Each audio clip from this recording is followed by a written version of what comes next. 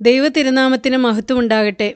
വീണ്ടും ഒരു പ്രാവശ്യം കൂടെ കർത്താവായ യേശു ക്രിസ്തുവിൻ്റെ ജീവനുള്ള തിരുവചനവുമായി നിങ്ങളുടെ മുമ്പിലേക്ക് കടന്നു വരുവാൻ കർത്താവ് തന്ന ഈ നല്ല ദിവസത്തിനായും നല്ല സമയത്തിനായും കർത്താവിനെ നന്ദി നിറഞ്ഞ ഹൃദയത്തോടുകൂടെ സ്തുതിക്കുന്നു, സ്തോത്രം ചെയ്യുന്നു. ഏറ്റവും പ്രയാസം നിറഞ്ഞ ഒരു അന്തരീക്ഷത്തിലൂടെ ഈ കാലങ്ങളിൽ നാം കടന്നു പോകുന്നു.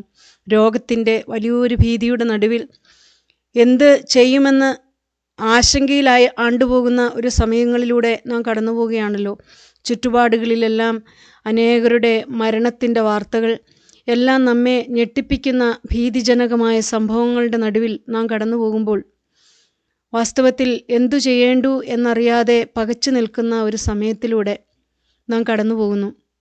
എന്നാൽ ഈ കാലങ്ങളെല്ലാം നമുക്ക് നോക്കുവാൻ, നമുക്ക് ചാരുവാൻ, നമുക്ക് ആശ്രയിക്കുവാൻ യേശു ക്രിസ്തുവിൻ്റെ പരിപാവനമായ നാമമല്ലാതെ മറ്റൊരു ഇടമില്ല എന്ന് നാം ഓരോരുത്തരും അനുഭവിച്ചുകൊണ്ടിരിക്കുന്ന ഒരു സമയം കൂടിയാണല്ലോ. ദൈവത്തിന് സ്തോത്രം. ഇന്ന് അല്പസമയം ദൈവവചനത്തിൽ നിന്ന് ചിന്തിക്കുവാനായിട്ട് അപ്പോസ്തല പ്രവൃത്തികളുടെ പുസ്തകം 4-ാമത്തെ അധ്യായം അതിൻ്റെ 12-ാമത്തെ വാക്യം നമുക്ക് വായിക്കാം. മറ്റൊരുത്തനിലും രക്ഷയില്ല, നാം രക്ഷിക്കപ്പെടുവാൻ ആകാശത്തിൻ്റെ കീഴിൽ മനുഷ്യരുടെ ഇടയിൽ നൽകപ്പെട്ട വേറൊരു നാമവുമില്ല. അപ്പോസ്തലനായ പത്രോസ്ലീഹ വളരെ ശക്തിയോടുകൂടെ ഈ ദൈവവചനം പറയുമ്പോൾ അപ്പോസ്തലൻ ആകാശത്തിലേക്കും ആകാശത്തിന് കീഴെ ഭൂമിയിലേക്കും സകല മനുഷ്യരാശിയിലേക്കും നോക്കിക്കൊണ്ട് ഉന്നതനായ യേശുക്രിസ്തുവിൻ്റെ നാമത്തെ മുറുകെ പിടിച്ചുകൊണ്ട് അപ്പോസ്തലൻ സാക്ഷിക്കുകയാണ്. നാം രക്ഷപ്പെടുവാൻ, നമുക്ക് രക്ഷ തരുവാൻ, ഒരാൾ വിടുവിക്കപ്പെടുവാൻ, ഒരാൾ സൗഖ്യമാകുവാൻ യേശുക്രിസ്തുവിൻ്റെ നാമം അല്ലാതെ ഈ ഭൂമിയിൽ മറ്റൊരു നാമവുമില്ല എന്ന്. നമുക്കിതിൻ്റെ സാഹചര്യം അറിയാം. അമ്മയുടെ ഗർഭം മുതൽ മുടന്തനായി യെരുശലേമിൽ ആ ദൈവാലയ വാതിൽക്കൽ ചിലർ ചുമന്നുകൊണ്ട് ഇരുത്താറുള്ള ആ മുടന്തനെ സൗഖ്യമാക്കിയ ശേഷം അവൻ ഏത് നാമത്തിലോ ഏത് ശക്തിയിലോ ഇവനെ സൗഖ്യമാക്കി എന്നുള്ള അധികാരവർഗത്തിൻ്റെ ചോദ്യത്തിനു മുമ്പിൽ ദൈവത്തിൻ്റെ മാറ്റമില്ലാത്ത വചനത്തിൽ കുറിച്ചു വച്ചിരിക്കുകയാണ്. ഏത് ശക്തി കൊണ്ടോ ഏത് നാമത്തിലോ നിങ്ങളിത് ചെയ്തത് എന്ന് ചോദ്യം ചെയ്യുന്ന അധികാരവർഗത്തിൻ്റെ മുമ്പിൽ നിന്നുകൊണ്ട് യേശുക്രിസ്തുവിൻ്റെ ശക്തിയുള്ള നാമത്തെ, ബലമുള്ള നാമത്തെ, അധികാരമുള്ള നാമത്തെ മുറുകെ പിടിച്ചുകൊണ്ട് അപ്പോസ്തലനായ പത്രോസ് പറഞ്ഞൊരു വാക്കുണ്ട്. ഈ ബലഹീന മനുഷ്യനുണ്ടായ ഉപകാര നിമിത്തം ഇപ്പോൾ ഇവൻ എന്തൊന്നിനാൽ സൗഖ്യമായി എന്ന് ഞങ്ങളെ ഇന്ന് വിസ്തരിക്കുന്നുവെങ്കിൽ നിങ്ങൾ ക്രൂശിച്ചവനും ദൈവം മരിച്ചവരിൽ നിന്ന് ഉയർപ്പിച്ചവനുമായി നസ്രാനായ യേശുക്രിസ്തുവിൻ്റെ നാമത്തിൽ തന്നെ ഇവൻ സൗഖ്യമുള്ളവനായി നിങ്ങളുടെ മുമ്പിൽ നിൽക്കുന്നു എന്ന് അപ്പോസ്തലൻ പറയുന്നുണ്ട്. യേശുക്രിസ്തുവിൻ്റെ നാമത്തിൻ്റെ ശക്തി അനുഭവിച്ചവനായ പത്രോസ്ലീഹ ആ അമ്മയുടെ ഗർഭം മുതൽ മുടന്തനായ മനുഷ്യൻ തുള്ളിച്ചാടുന്നതും ദൈവത്തെ സ്തുതിക്കുന്നതും എല്ലാം കണ്ടപ്പോൾ പത്രോസ്ലീഹ ദൈവത്തെ സ്തുതിച്ചു. ശക്തിയുള്ള യേശുവിൻ്റെ നാമം ആ മനുഷ്യനെ കുതിച്ചെഴുന്നേൽക്കുമാറാക്കിയത്, ചിലർ ചുമന്നുകൊണ്ട് നിന്ന് ഇരുത്തിയവനെ നടക്കുമാറാക്കിയ ദൈവകൃപ, ദൈവത്തിൻ്റെ പരിശുദ്ധമായ നാമം, ആ നാമത്തെ ഉയർത്തിക്കൊണ്ട് പത്രോസ്ലീഹ പറയുകയാണ്, നാം രക്ഷിക്കപ്പെടുവാൻ ആകാശത്തിൻ്റെ കീഴിൽ മനുഷ്യരുടെ ഇടയിൽ നൽകപ്പെട്ട വേറൊരു നാമവുമില്ല. യേശുക്രിസ്തുവിൻ്റെ നാമം എന്ന് പറയുമ്പോൾ തന്നെ വാസ്തവത്തിൽ ഉള്ള് കോരിത്തൊരിക്കുന്ന ഒരു അനുഭവമാണ്. യേശുവിൻ്റെ നാമം എല്ലാ മുഴങ്കാലും മടങ്ങുന്ന നാമം, ഭൂലോകരുടെയും അധോലോകരുടെയും നാവുകളും കാലുകളും മടങ്ങുന്ന യേശുക്രിസ്തുവിൻ്റെ നാമം, സൗഖ്യം പുറപ്പെടുന്ന നാമം, ശക്തി പുറപ്പെടുന്ന നാമം, രോഗസൗഖ്യം ഇറങ്ങി വരുന്ന നാമം. ദൈവത്തിന് സ്തോത്രം. മൂപ്പന്മാർ കിരീടങ്ങൾ താഴെ വെച്ച് ആരെ ആരാധിക്കുമോ ആ പരിശുദ്ധൻ്റെ നാമം, യേശുക്രിസ്തുവിൻ്റെ പരിപാവനമായ നാമം. ഇന്ന് യേശുക്രിസ്തുവിൻ്റെ നാമത്തെ വിളിച്ചപേക്ഷിച്ചാൽ നമുക്ക് രക്ഷപ്പെടാൻ വഴിയുണ്ട് എന്നാണ് ഈ തിരുവചനം പറയുന്നത്. രക്ഷ വേണ്ടവർ, രക്ഷ കൂടിയേ കഴിയൂ എന്നുള്ളവർ യേശുവിൻ്റെ നാമത്തെ ആശ്രയിക്കുക. കർത്താവായ യേശുക്രിസ്തുവിൻ്റെ നാമത്തെ ചൊല്ലി യേശുവിൻ്റെ നാമത്തെക്കുറിച്ച് ഏതാനും വാക്കുകൾ പറയാൻ ഞാൻ ആഗ്രഹിക്കുകയാണ്. നമുക്കെല്ലാവർക്കും അറിയാം, യേശുക്രിസ്തുവിൻ്റെ നാമം എന്ന് ഉച്ചരിക്കുമ്പോൾ തന്നെ ശക്തിയുണ്ട്. അനുഭവിച്ചുകൊണ്ട് യേശുവിനെ വിളിക്കുമ്പോൾ വിടുതലുണ്ട്.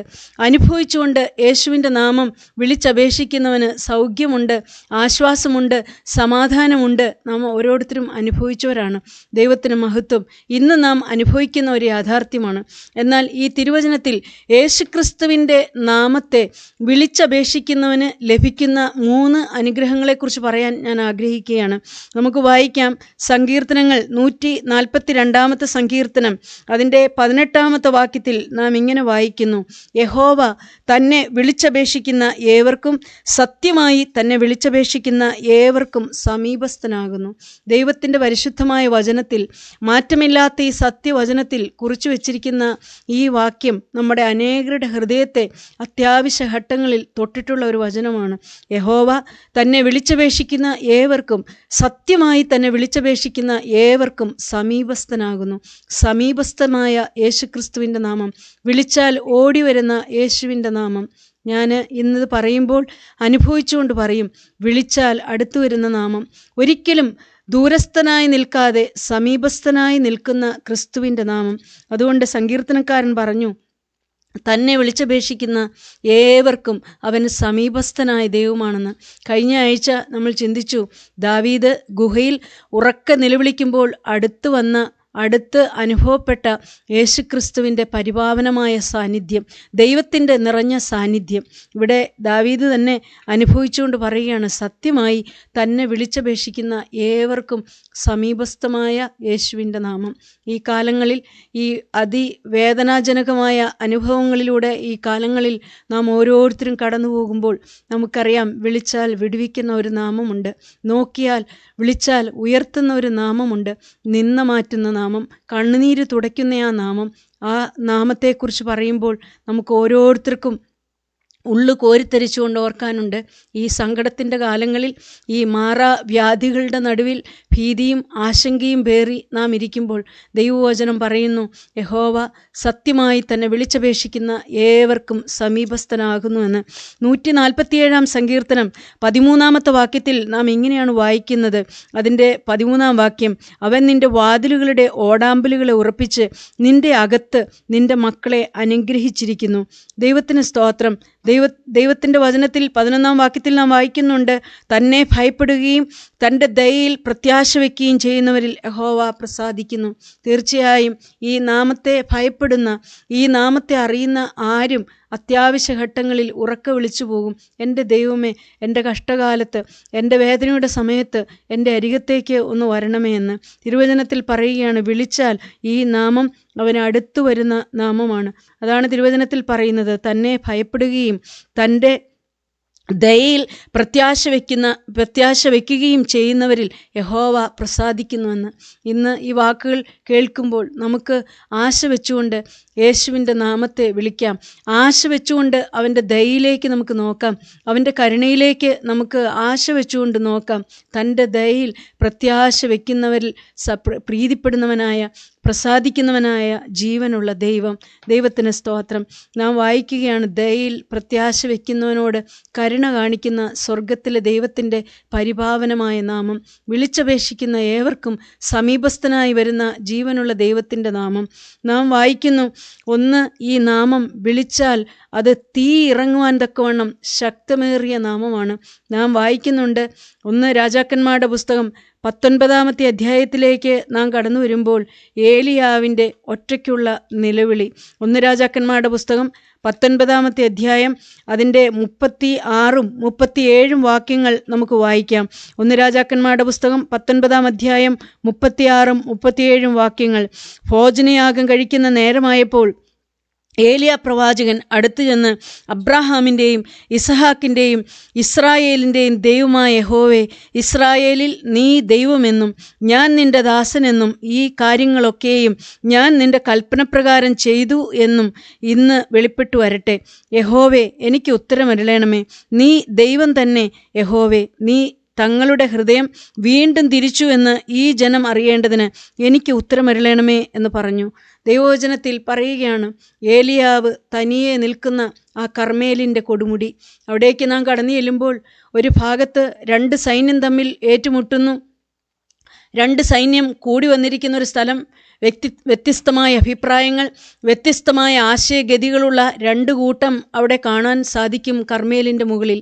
അതിൽ ഒരു കൂട്ടം സൈന്യ സമേതരായും മറ്റൊരു വശത്ത് ഏലിയാവ് തനിയെയും. നാം വായിക്കുന്നുണ്ട്, മറുഭാഗത്ത് നിൽക്കുന്ന ഏലിയാവിനെതിരായി നിൽക്കുന്ന ശക്തിയുടെ നേതൃത്വം ആഹാബാണ്. നാം വായിക്കുന്നുണ്ട്, ആഹാബിനോടുകൂടെ ഇസ്രയേൽ ജനം മുഴുവനും ബാലിൻ്റെ 400 പ്രവാചകന്മാരും 400 അശേര പ്രവാചകന്മാരും ബാലിൻ്റെ 400 പ്രവാചകന്മാരുമായി വലിയൊരു സൈന്യ സമേതനായി ആഹാബ് നിൽക്കുമ്പോൾ ഏലിയാവ് ഒറ്റയ്ക്ക് ജീവനുള്ള ദൈവത്തിൻ്റെ നാമത്തെ പിടിച്ചുകൊണ്ട് നിൽക്കുന്ന ആ ദയനീയമായ രംഗം. ദൈവത്തിന് സ്തോത്രം. നാം ഏതൊരവസ്ഥയിലും ചിന്തിച്ചു നോക്കുമ്പോൾ നമ്മുടെ ഉള്ളിൽ കോരിത്തരിച്ചു പോകുന്ന ഒരു അനുഭവമാണിത്. ദാവീദ് പറഞ്ഞതുപോലെ സൈന്യം കൂടെയുണ്ട്, പക്ഷേ നാം പലപ്പോഴും അറിയുന്നില്ല ഒറ്റയ്ക്ക് നിന്ന് പടവെട്ടേണ്ടി വരുന്ന രംഗങ്ങൾ, ചില സങ്കട സമയങ്ങളെ തനിയെ നേരിടേണ്ടി വരുന്ന ദുരവസ്ഥകൾ, എല്ലാവരും മാറിപ്പോകുന്ന രംഗങ്ങൾ, എല്ലാവരും കൈവിടുന്ന അനുഭവങ്ങൾ, എല്ലാവരും മാറിക്കളയുന്ന അനുഭവങ്ങൾ, എല്ലാവരും മറന്നുകളയുന്ന അനുഭവങ്ങൾ, നമ്മുടെ എല്ലാം ജീവിതത്തിലേക്ക് കടന്നു വരുന്ന നിസ്സഹായതയുടെ നിമിഷങ്ങൾ, നാം ഏറ്റവും സ്നേഹിച്ചവരും നമ്മെ തെറ്റിദ്ധരിക്കുന്ന സമയങ്ങൾ, നാം ഏറ്റവും വാത്സല്യിച്ചവരും നമ്മെ മറുത്തു പറയുന്ന അനുഭവങ്ങൾ നേരിടുക എന്നുള്ള ദുസ്സഹമായ അനുഭവം. ഏലിയാവ് ഇവിടെ നിൽക്കുമ്പോൾ, ഏലിയാവ് മറുഭാഗത്തേക്ക് നോക്കുമ്പോൾ ആഹാബുണ്ട്, ഇസ്രയേൽ ജനം മുഴുവനുമുണ്ട്, അശേര പ്രവാചകന്മാരുണ്ട്, ബാലിൻ്റെ പ്രവാചകന്മാരുണ്ടെങ്കിലും സ്വർഗത്തിലെ ദൈവം ഭാഗ്യവശാൽ കണ്ണ് കാഴ്ച കൊടുത്ത ഒരു കണ്ണ് ഏലിയാവിനുണ്ടായിരുന്നത് കൊണ്ട് ഏലിയാവ് അഹാബിനെ കണ്ടില്ല, ഇസ്രയേൽ ജനത്തെ കണ്ടില്ല, ബാലിൻ്റെ പ്രവാചകന്മാരെയോ അശേര പ്രവാചകന്മാരിലേക്കോ നോക്കാതെ ജീവനുള്ള ദൈവത്തിങ്കിലേക്ക് ഏലിയാവ് നോക്കി.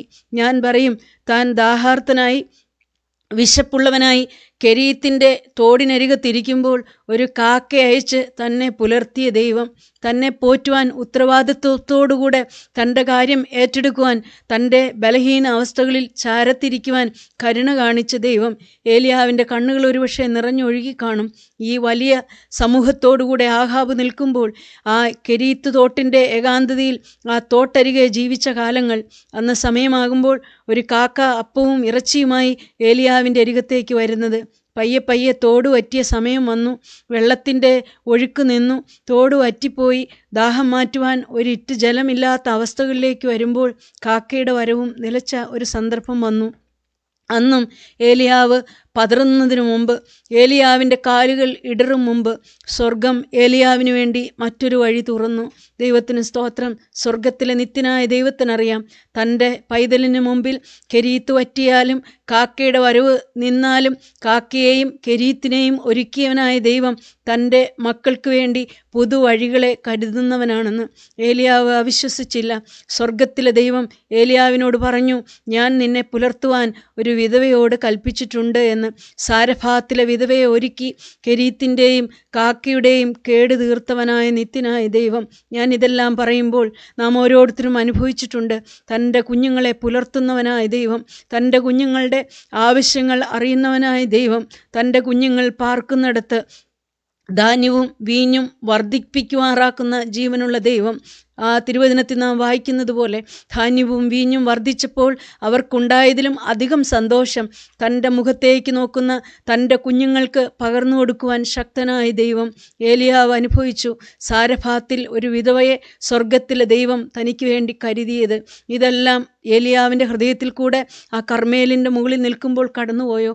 ഏലിയാവ് കണ്ടു ഒരു ഏകാഗിയായ വിധവ, അവൾ ഒരു കൊച്ചു മകനെയും കൂട്ടിക്കൊണ്ട് നടന്ന് ചുള്ളിക്കമ്പുകൾ പെറുക്കുന്നു. അല്പം തിന്ന് മരിക്കാനിരുന്ന വിധവ, അവളുടെ അടുക്കലേക്കാണ് പ്രവാചകനെ സ്വർഗത്തിലെ ദൈവം അയച്ചത്. പിന്നീട് ആ ദേശത്തിൻ്റെ അവസ്ഥയും ആ കുടുംബത്തിൻ്റെ അവസ്ഥയും എല്ലാം ഏലിയാവിൻ്റെ മനസ്സിലൂടെ പാളിപ്പാളി കടന്നു പോയിരിക്കുമോ? ഏലിയാവ് കണ്ടു മാവ് തീർന്നു പോകാറായ കലത്തിൽ, എണ്ണ തീർന്നു പോകാറായ ഭരണിയിൽ ആ ക്ഷാമകാലം തീരും വരെ അനേകർക്ക് കൊടുത്ത് ജീവിക്കുന്നവളായി ആ വിധവ ആ നാട്ടിൽ ജീവിച്ചത്. അവളുടെ മകൻ, അവളുടെ സ്നേഹനിധിയായ മകൻ, അവന് അത്യാഹിതം വന്നപ്പോൾ ഏലിയാവ് കണ്ടു ആ പൈതലിനെ, ആ മകനെ തൻ്റെ കട്ടിലിൽ കിടത്തി അവൻ്റെ മേൽ കവണ്ണു വീണ രംഗങ്ങൾ, അവനിലേക്ക് ജീവൻ മടങ്ങി വന്ന സമയങ്ങൾ. ഇങ്ങനെ ഒരു ദൈവവേദൽ വീണ്ടും ഒരു പ്രതിസന്ധിയുടെ മുമ്പിൽ വന്ന് നിൽക്കുമ്പോൾ അവനെ കഴിഞ്ഞ കാലങ്ങളിൽ നടത്തിയ ദൈവം, ഞാൻ ഇന്ന് നിങ്ങളോട് പറയും, നമ്മുടെ എല്ലാം ജീവിതത്തിൽ അനേക പ്രതിസന്ധികളുടെ മുമ്പിൽ നാം പതറി നിൽക്കുമ്പോൾ, കാലിടറി നിൽക്കുമ്പോൾ, പലരിലേക്ക് നോക്കുമ്പോൾ ഉള്ളം തളരുന്നു എന്ന് തോന്നുന്ന സന്ദർഭങ്ങളെല്ലാം നമ്മുടെ ജീവിതത്തിലേക്ക് കടന്നു വരുമ്പോൾ, കഴിഞ്ഞ കാലങ്ങളിൽ ഈ ദൈവം എനിക്ക് ആരായിരുന്നു എന്ന് നാം ചിന്തിക്കുമ്പോൾ നമ്മുടെ ജീവിതത്തിൻ്റെ സകല നൈരാശ്യങ്ങളും മാറിപ്പോകും. ഞാൻ ഈ വാക്കുകൾ പറയുമ്പോഴും ഞാൻ ഇന്ന് അനുഭവിച്ചുകൊണ്ട് പറയും, ജീവിതത്തിൻ്റെ ഏകാന്തതകളിലെല്ലാം നിറഞ്ഞു നിന്ന സ്വർഗത്തിലെ ദൈവത്തിൻ്റെ സ്നേഹം നല്ലതുപോലെ അനുഭവിച്ചുകൊണ്ടാണ് ഞാൻ ഇന്ന് ഈ വാക്കുകൾ പറയുന്നത്. ഏലിയാവ് കർമ്മേലിൻ്റെ കൊടുമുടികളിൽ ഒറ്റയ്ക്ക് നിൽക്കുമ്പോൾ കെരീത്തിൻ്റെ അനുഭവങ്ങൾ ഏലിയാവിന് സ്വർഗവുമായി കൊടുത്തൊരു ബന്ധമുണ്ട്, ദൈവവുമായി കൊടുത്തൊരു ബന്ധമുണ്ട്. സാരഫാത്തിലെ ജീവിതവും സ്വർഗത്തിലെ ദൈവം ഏലിയാവിനെ താൻ സേവിക്കുന്ന ദൈവം ആരാണെന്ന് പഠിപ്പിച്ച അനുഭവങ്ങളുണ്ട്. അതുകൊണ്ട് അതിനേക്കാൾ ശക്തമായ വേറൊരു രംഗം വന്നപ്പോൾ ഏലിയാവ് പതറിയില്ല. താൻ ഒറ്റയ്ക്കാണെന്ന് ഏലിയാവ് ചിന്തിച്ചില്ല. ആഹാബും കൂട്ടരും അവർക്ക് ചെയ്യാനുള്ളതെല്ലാം ചെയ്യട്ടെ എന്ന് ഏലിയാവ് ചിന്തിച്ചുകൊണ്ട് അങ്ങനെ നിന്നു. എന്നാൽ ഒരു സമയം വന്നപ്പോൾ ആഹാബിൻ്റെ ഊഴം കഴിഞ്ഞ ശേഷം ഏലിയാവ് രംഗത്തേക്ക് വരുന്നു. അവൻ യാഗപീഠം പണിയുന്നതും യാഗപീഠം ഒരുക്കുന്നതും എല്ലാം നാം വായിക്കുന്നുണ്ട്, വളരെ വിശദമായി പറയുന്നുണ്ട്. ഞാൻ ഇന്ന് ശ്രദ്ധയോടെ ചിന്തിച്ചു, ഏലിയാവ് യാഗപീഠം ഒരുക്കുമ്പോൾ മനുഷ്യകരം വന്നാണ് ആ യാഗപീഠത്തിലേക്ക് തീ ഇറക്കിയത് എന്ന് പറയാനുള്ള ലോകപരമായിട്ടുള്ള ബൗദ്ധികമായിട്ടുള്ള എല്ലാ സാധ്യതകളെയും അടച്ചുകൊണ്ടാണ് ഏലിയാവ് യാഗപീഠം ഒരുക്കുന്നത്. അതിൻ്റെ ചുറ്റും വെള്ളം നിറയ്ക്കുന്നതുമെല്ലാം ഒരിക്കലും മനുഷ്യകരം വന്നാണ് തൻ്റെ യാഗപീഠത്തിൽ തീയിട്ടത് എന്ന് പറയാനുള്ള എല്ലാ സാധ്യതകളും അടച്ചുകൊണ്ടാണ് ഏലിയാവ് മുന്നോട്ട് നീങ്ങുന്നത്. ഞാനും അനുഭവിച്ചുകൊണ്ട് നിങ്ങളോട് പറയാനുള്ളത്, നമ്മുടെ എല്ലാം ജീവിതത്തിൽ മനുഷ്യകരങ്ങൾക്ക് പ്രവർത്തിക്കാനുള്ള എല്ലാ സാധ്യതകളും അടച്ച് കൊണ്ടുവന്നിട്ട് സ്വർഗത്തിലെ ദൈവം നമ്മെ ഒരു കാര്യം പഠിപ്പിക്കാൻ ആഗ്രഹിക്കുകയാണ്. എൻ്റെയും നിങ്ങളുടെയും ജീവിതത്തിൽ ഒരത്ഭുതം നടന്നെങ്കിൽ അതിന് പിന്നിൽ സ്വർഗത്തിലെ ദൈവത്തിൻ്റെ കരമുണ്ട് എന്ന് നമ്മെ കാണിക്കുവാൻ, നമുക്ക് വ്യക്തമായ അനുഭവം തരുവാൻ ജീവിതത്തിൽ പ്രവർത്തിക്കുന്നവനായ ജീവനുള്ള ദൈവം. ഏലിയാവ് തൻ്റെ യാഗപീഠം ഒരുക്കുമ്പോൾ അതിന് ചുറ്റും വെള്ളം നിറച്ചതായും ഒരിക്കലും ഒരു മനുഷ്യകരത്തിന് അതിൽ തൊടാൻ ഒരു സാധ്യതയും ഇല്ലാതെ വണ്ണം എല്ലാ പഴുതുകളും അടച്ചു. ഭാഗ്യമാണിത്. ജീവിതത്തിൽ മനുഷ്യന് കടന്നു വരാനുള്ള എല്ലാ പഴുതുകളും അടച്ചുകൊണ്ട് ഒരു ദൈവവൈതലിനെ സ്വർഗം നടത്തുന്ന അനുഭവം എന്ന് പറയുന്നത് അത് ഭാഗ്യകരമാണ്. ഭാഗ്യവശാൽ ഞാൻ ഈ വാക്കുകൾ പറയുമ്പോൾ കഴിഞ്ഞ 21 വർഷം വയനാട്ടിൽ കർത്താവിൻ്റെ വേലയുടെ മുഖത്ത് ഞങ്ങൾ ചേർന്ന് നിന്നു. ദൈവത്തിന് സ്തോത്രം. ഒട്ടേറെ യാത്രകളെല്ലാം ചെയ്തു. അനേക തകർന്ന കുടുംബങ്ങളിൽ ഞങ്ങൾ കടന്നു ചെന്നിട്ടുണ്ട്. ഭാഗ്യവശാൽ ഈ കാലങ്ങളിൽ ഞങ്ങൾ കാണാറുണ്ട്, യേശുക്രിസ്തുവിനെ അനുഭവിക്കുന്ന ഒരു കൂട്ടം ദൈവജനം അവിടെ മനുഷ്യരിലേക്ക് നോക്കാതെ, ഒരു സാഹചര്യത്തെയും കാണാതെ, കൂട്ടായ്മകളെ കാണാതെ യേശുക്രിസ്തുവിനെ കണ്ട ഒരു കൂട്ടം ദൈവജനം വലിയൊരു പ്രതിസന്ധി വന്നപ്പോൾ കർത്താവിൻ്റെ പൊന്നുമുഖത്തേക്ക് മാത്രം നോക്കുന്ന ഒരു കൂട്ടത്തെ ഞങ്ങൾ കണ്ടു. കാരണം അവരുടെ എല്ലാം യഥാർത്ഥമായ അവസ്ഥയിൽ ഒരു കാലത്തും ദൈവത്തെ അറിയാൻ സാധ്യതയില്ലാത്ത സാഹചര്യങ്ങളിലൂടെ കടന്നു വന്നവർ, ഒരു കാലത്തും അവർ ദൈവത്തെ അറിയുവാൻ, സത്യദൈവത്തെ വിളിച്ചപേക്ഷിക്കുവാൻ സാധ്യതയില്ലായിരുന്നു. ഒരു കാലത്തും ആ പ്രിയപ്പെട്ടവരുടെ കയ്യിൽ വേദപുസ്തകം പിടിച്ച് നടക്കുന്ന ഒരു കാഴ്ച കാണുക എന്നുള്ളത് മനുഷ്യബുദ്ധിയിൽ അസാധ്യമായിരുന്നു. പക്ഷേ സ്വർഗത്തിലെ ദൈവം അവരുടെ എല്ലാം ജീവിതത്തിലേക്ക് കടന്നു ചെന്നതും അവരുടെ സ്ഥിതി മാറ്റിയതും അവരെ ദൈവം പിടിച്ചുയർത്തിയതും എല്ലാം ഞങ്ങൾ കണ്ടിട്ടുണ്ട്. ദൈവത്തിന് സ്തോത്രം. ഇന്ന് ആ ഒരു കൂട്ടം ഈ ശുശ്രൂഷയ്ക്ക് വേണ്ടി പ്രാർത്ഥിക്കുന്നതും കൈത്താങ്ങൽ തരുന്നതും എല്ലാം നല്ലതുപോലെ ഞങ്ങൾ അനുഭവിക്കുന്നു. ദൈവജനത്തോടുള്ള കൂട്ടായ്മയും പ്രാർത്ഥനയുടെ ശക്തിയും ഞങ്ങൾ അനുഭവിക്കാറുണ്ട്. ദൈവത്തിന് സ്തോത്രം. ഇന്ന് ഞാനിത് പറയുമ്പോൾ നമ്മുടെ എല്ലാം ജീവിതത്തിൽ ഏലിയാവ് വന്ന് നിൽക്കുന്നത് പോലെ ഒരു യാഗപീഠം ഒരുക്കി ഏലിയാവ് കാത്തു നിൽക്കുകയാണ്. അപ്പുറത്ത് ഒരു കൂട്ടം ശത്രു നോക്കി നിൽക്കുകയാണ്. ഇവൻ വിളിച്ചാൽ ഉത്തരമരുളുന്ന ഒരു ദൈവമുണ്ടോ എന്ന് കാണുവാൻ, ഇവൻ വിളിച്ചാൽ ഇവനെ ഈ അവസ്ഥയിലെല്ലാം നിർത്തുന്നത് ആരാണെന്ന് കാണുവാൻ അപ്പുറത്തൊരു കൂട്ടം. എന്നാൽ അതിൻ്റെ നടുവിൽ യാഗപീഠത്തിനോട് അടുത്ത് വന്ന് ഏലിയാവ് വിളിച്ച വാക്യമാണ് നാം വായിക്കുന്നത്. യഹോവേ, എനിക്ക് ഉത്തരമരുളണമേ എന്ന്. നീ ദൈവം തന്നെ. യഹോവേ, നീ തങ്ങളുടെ ഹൃദയം വീണ്ടും തിരിച്ചു എന്ന് ഈ ജനം അറിയേണ്ടതിന് എനിക്ക് ഉത്തരമരുളണമേ എന്ന് ഏലിയാവ് സ്വർഗത്തിലെ ദൈവത്തോട് പറയുകയാണ്. ദൈവത്തിന് സ്തോത്രം. ഞാൻ ഇന്നത് പറയുമ്പോൾ ഈ വാക്കുകൾ കേൾക്കുന്ന നിങ്ങൾ അനേകരും അനേക വിധമായ പ്രതിസന്ധികളിലൂടെ കടന്നു പോവുകയായിരിക്കും. മാറാത്ത രോഗങ്ങൾ ഒരു വശത്ത്, നിസ്സഹായതയുടെ അനേക അനുഭവങ്ങൾ, ഒറ്റപ്പെട്ടുപോയ അനുഭവങ്ങൾ. അനേകർ അവരുടെ കുടുംബങ്ങളിൽ ഒറ്റപ്പെട്ടിട്ടുണ്ട്. ജീവിത സാഹചര്യങ്ങളിൽ, സമൂഹത്തിൽ ഒറ്റപ്പെട്ടു പോയതുകൊണ്ട് നല്ല മനോദുഃഖമുള്ള അനേകർ ഈ വാക്കുകൾ കേൾക്കുന്നുണ്ട്. പലതിലേക്ക് നോക്കി നിരാശ വന്നു പോകാവുന്ന അനുഭവങ്ങളിലൂടെയെല്ലാം നാം കടന്നു പോകുമ്പോൾ ഏലിയാവ് സ്വർഗത്തിലെ ദൈവത്തോട് പറഞ്ഞൊരു കാര്യമുണ്ട്. ഞാൻ നിൻ്റെ ദാസനെന്നും ഞാൻ ഈ കാര്യങ്ങളൊക്കെയും ഞാൻ നിൻ്റെ കൽപ്പനപ്രകാരം ചെയ്തു എന്നും ഇന്ന് വെളിപ്പെട്ടു വരട്ടെ എന്ന്.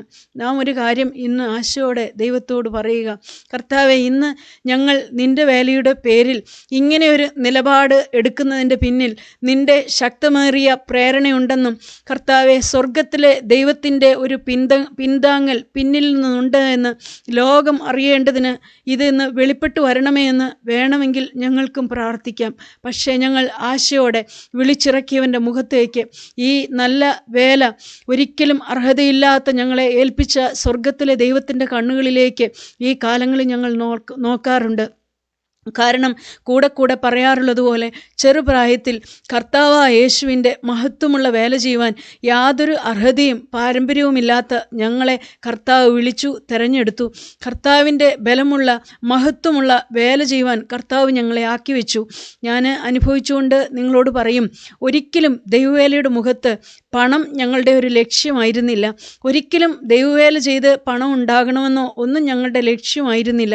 ഒരിക്കലും സമ്പത്തെന്നുള്ളത് ഞങ്ങളുടെ വിഷയമായിരുന്നില്ല. കാരണം ഞങ്ങളെ ദൈവവേലയുടെ രംഗത്ത് പ്രാർത്ഥിച്ച് അയച്ച ചില രംഗങ്ങളിൽ നിന്ന് ഞങ്ങൾ വ്യക്തമായി ദൈവശബ്ദമായി ഞങ്ങൾ കേട്ടിട്ടുണ്ട്. പണമില്ലെങ്കിലും ദൈവത്തിൻ്റെ വേല നടക്കും. ജീവിത വിശുദ്ധി നഷ്ടപ്പെട്ടാൽ വീണ പറമ്പിൽ തല കാണില്ലെന്ന് ഓർത്തുകൊള്ളണമെന്നെല്ലാം ആ ശക്തിയോടെ ദൈവത്തിൻ്റെ പരിശുദ്ധാത്മാവിൻ്റെ ശബ്ദമായി പലപ്പോഴും ഞങ്ങൾ കേട്ടിട്ടുണ്ട്. മാത്രവുമല്ല, ഏതെങ്കിലും ഒരു കൂട്ടായ്മ പണത്തിന് മുൻതൂക്കം കൊടുത്താൽ, സാമ്പത്തികം ഒരു വിഷയമായി വന്നാൽ ആ കൂട്ടായ്മ തകർന്നെന്ന് കണക്കാക്കിയാൽ മതിയെന്ന് പരിശുദ്ധാത്മാവ് പറയുന്ന ശബ്ദം ഞങ്ങൾ കേട്ടിട്ടുണ്ട്. സാമ്പത്തികമായ കണക്കുകൾ പറഞ്ഞാൽ കൂട്ടായ്മ തകർന്നു എന്നാണ് അതിൻ്റെ അർത്ഥമെന്ന് പരിശുദ്ധാത്മാവിൻ്റെ ശബ്ദമായി ഞങ്ങൾ കേട്ടിട്ടുണ്ട്. ഇന്ന് ഭാഗ്യവശാൽ ഞങ്ങൾ പറയും, ഞങ്ങൾക്ക് ഒരിക്കലും ദൈവവേല പണം ഞങ്ങളുടെ ലക്ഷ്യമായിരുന്നില്ല. ഒരിക്കലും പണമില്ലാത്തത് കൊണ്ട് ഞങ്ങളുടെ യാത്രകൾ മുടങ്ങിയിട്ടില്ല. പണമില്ലാത്തത് കൊണ്ട് ശുശ്രൂഷകൾക്ക് ഒരു നഷ്ടവും വന്നിട്ടില്ല. ഞങ്ങൾ ആഗ്രഹിക്കുമ്പോഴെല്ലാം കർത്താവിൻ്റെ വേലയുടെ മുഖത്ത് ആഗ്രഹമുള്ളവരെ, അത്യാവശ്യക്കാരെ സഹായിക്കുവാനെല്ലാം കർത്താവ് നല്ല രീതിയിൽ സഹായിക്കുന്ന ഒരു രംഗത്ത് നിന്നുകൊണ്ട് തന്നെയാണ് ഞങ്ങൾ ഈ കാലങ്ങളെല്ലാം വേല ചെയ്തു വന്നത്.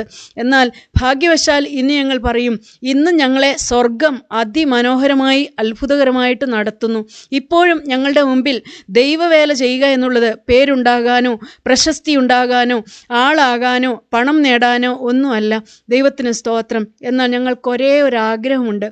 ഏകാന്തരായി വിളിച്ചാലും ഒറ്റയ്ക്ക് നിന്ന് വിളിച്ചാലും നിസ്സഹായതയുടെ നടുവിൽ തീ പകരുന്ന ഒരു ദൈവമുണ്ടെന്ന്, മനുഷ്യകരങ്ങൾക്ക് എത്തപ്പെടാൻ സാധിക്കാത്ത സാഹചര്യങ്ങളിലും തീ കൊണ്ട് ഉത്തരം തരുളുന്ന ദൈവം തന്നെ ദൈവമെന്ന് ഇരിക്കട്ടെ എന്ന് പറയാൻ പ്രാപ്തനാക്കുന്ന ദൈവത്തിൻ്റെ കൃപ ഇന്ന് ഞങ്ങൾ അനുഭവിക്കുന്നു. ഏലിയാവ് വിളിച്ചു. ഏലിയാവ് ദൈവത്തോട് പറഞ്ഞു, തീ കൊണ്ട് ഉത്തരമരുളുന്ന ദൈവം തന്നെ ദൈവമെന്ന് ഇരിക്കട്ടെ എന്ന്. എന്നാൽ ഏലിയാവ് പ്രാർത്ഥന നിർത്തുമ്പോൾ നാം കാണുന്നത് 1 രാജാക്കന്മാരുടെ പുസ്തകം 19-ാമത്തെ അധ്യായം 38-ാമത്തെ വാക്യത്തിൽ നാം കാണുന്നത്, ഉടനെ യഹോവയുടെ തീ ഇറങ്ങി ഹോമയാഗവും വിറകും മണ്ണും ദഹിപ്പിച്ചു, തോട്ടിലെ വെള്ളവും വറ്റിച്ചു കളഞ്ഞു. ജനമെല്ലാം അത് കണ്ട് കവിണ്ണു വീണു. യഹോവ തന്നെ ദൈവം, യഹോവ തന്നെ ദൈവം എന്ന് പറഞ്ഞു. ഞാനിന്ന് പറയും, നിങ്ങൾ ആരെല്ലാം അത്യാവശ്യക്കാരായിരുന്നു കൊണ്ട് ഇന്ന് ഈ വാക്കുകൾ കേൾക്കുന്നുണ്ട്. അതിവേദനകളുടെ നടുവിൽ, ഹൃദയ ദുഃഖങ്ങളുടെ നടുവിൽ, എനിക്ക് വർണ്ണിക്കാൻ അറിഞ്ഞുകൂടാ, നിങ്ങൾ ഓരോരുത്തരും നേരിടുന്ന നിങ്ങളുടെ സ്വകാര്യമായ പ്രശ്നങ്ങൾ, നിങ്ങളുടെ കുടുംബത്തിലെ പ്രശ്നങ്ങൾ, നിങ്ങളുടെ കുഞ്ഞുങ്ങളുടെ ബന്ധത്തിൽ, നിങ്ങളുടെ ദാമ്പത്യ ജീവിതത്തിൽ, നിങ്ങളുടെ കുടുംബ ജീവിതത്തിൽ, നിങ്ങളുടെ മാതാപിതാക്കളുമായിട്ടുള്ള ബന്ധത്തിൽ, നിങ്ങളുടെ സഹോദരങ്ങളുമായിട്ടുള്ള ബന്ധത്തിലെല്ലാം നാം ഓരോരുത്തരും നേരിടുന്ന ആരോരും അറിയാത്ത ഒരുപാട് പ്രശ്നങ്ങളുണ്ടല്ലോ. ഏകാന്തതയിൽ ഒറ്റയ്ക്കിരുന്ന് കരയുകയെന്നല്ലാതെ ഒരു പോക്കുവഴിയുമില്ലാത്ത അനേക പ്രശ്നങ്ങൾ, ആർക്കും ഒന്നും ചെയ്തു തരാൻ സാധ്യതയില്ലാത്ത, സാധിക്കാത്ത നിസ്സഹായതയുടെ പ്രയാസങ്ങൾ, നമ്മുടെ വിഷമങ്ങൾ ഒരാളോട് പറയാൻ നിർവാഹമില്ലാത്ത പ്രയാസങ്ങൾ, ആരും അറിയാതെ ചുമക്കുന്ന ചുമടുകൾ. ദൈവത്തിന് സ്തോത്രം. വർഷങ്ങൾക്ക് മുൻപ് ഞാൻ ഓർക്കുന്നുണ്ട്, എന്നെ മലയാളം പഠിപ്പിച്ച ഒരു മലയാളം അധ്യാപികയുണ്ട്. ദൈവത്തിന് സ്തോത്രം. ഞാൻ ഈ കഴിഞ്ഞ ചില നാളുകൾക്ക് മുൻപ് എൻ്റെ ആ പ്രിയപ്പെട്ട ഗുരുനാഥയോട് ഫോണിലൂടെ സംസാരിക്കുവാൻ ഒരവസരം എനിക്ക് കിട്ടി. അന്ന് വർഷങ്ങൾക്ക് മുൻപ് എന്നെ പഠിപ്പിച്ച ആ മലയാളം കവിതയുടെ ആ ഭാഗങ്ങൾ ഞങ്ങൾ ഒരുമിച്ച് ഫോണിലൂടെ ഞാൻ പാടി കേൾപ്പിക്കുകയുണ്ടായി. അന്ന് എനിക്കതിൻ്റെ അർത്ഥം അറിയില്ലായിരുന്നു. പക്ഷേ ഇന്ന് പിന്നീട് എൻ്റെ ജീവിതത്തിൽ പല കാലങ്ങളിലും ഞാനതിൻ്റെ അർത്ഥം വേറൊരു തലത്തിൽ അനുഭവിച്ചുകൊണ്ട് ആ മലയാളം കവിത പലപ്പോഴും പാടിയിട്ടുണ്ടെന്നെല്ലാം ഞാൻ ആ ഗുരുനാഥയോട് പങ്കുവയ്ക്കുകയുണ്ടായി. അത് മറ്റൊന്നുമല്ല, മലയാള കവിതയിൽ ആ അധ്യാപിക എന്നെ പഠിപ്പിച്ചു, തോളത്ത് ഹനം തൂങ്ങുന്ന വണ്ടിയുടെ തണ്ടും പേറി കാളകൾ പയ്യെ പയ്യെ നടന്നു പോകുമ്പോൾ ആ കാളവണ്ടിയുടെ അറ്റത്ത് മനുഷ്യരൂപമുള്ള ഒരു കാളവണ്ടിക്കാരൻ കൂനിക്കൂടിയിരിക്കുന്ന ഒരു രംഗം. അന്ന് അധ്യാപിക വളരെ ഈണത്തിൽ പാടിത്തന്ന ആ ശബ്ദവും താളവുമെല്ലാം ഇന്നെൻ്റെ ഹൃദയത്തിലുണ്ട്. തോളത്തു ഹനം തൂങ്ങും വണ്ടിതൻ തണ്ടും പേറി കാളകൾ മന്നം മന്നം ഇഴഞ്ഞു നീങ്ങിയിടുമ്പോൾ മറ്റൊരു വണ്ടിക്കാള മാനുഷാകാരം പൂണ്ടി ടറ്റത്തു വണ്ടിക്കൈയിലിരിപ്പു കൂനിക്കൂടി. ആ കാളവണ്ടിക്കാരൻ്റെ ദയനീയ അവസ്ഥയെ കവി വിവരിക്കുകയാണ്. കാള തോളത്ത് ഹനം തൂങ്ങുന്ന വണ്ടിയുടെ തണ്ടും പേറി കാളകൾ പയ്യെ മുന്നോട്ട് നീങ്ങുമ്പോൾ ആ കാളവണ്ടി തെളിച്ചു വിടുന്ന കാളവണ്ടിക്കാരൻ വണ്ടിയുടെ മൂലയിൽ, വണ്ടിയുടെ അറ്റത്ത് ആ കൂനിക്കൂടി ഇരിക്കുന്ന ആ കാളവണ്ടിക്കാരനെയാണ് കാളവണ്ടിക്കാരൻ എന്ന ആ പേരിൽ ആ കവിത വിവരിക്കുന്നത്. ആ ജീവിതഭാരം മുഴുവനും തോളിലേറിക്കൊണ്ട് ഓടുന്നവൻ. ജീവിതത്തിൽ ഇന്നിത് പറയുമ്പോൾ നമ്മുടെ അനേകരുടെ ജീവിതത്തിൽ ചുമലിൽ ഭാരമുണ്ട്.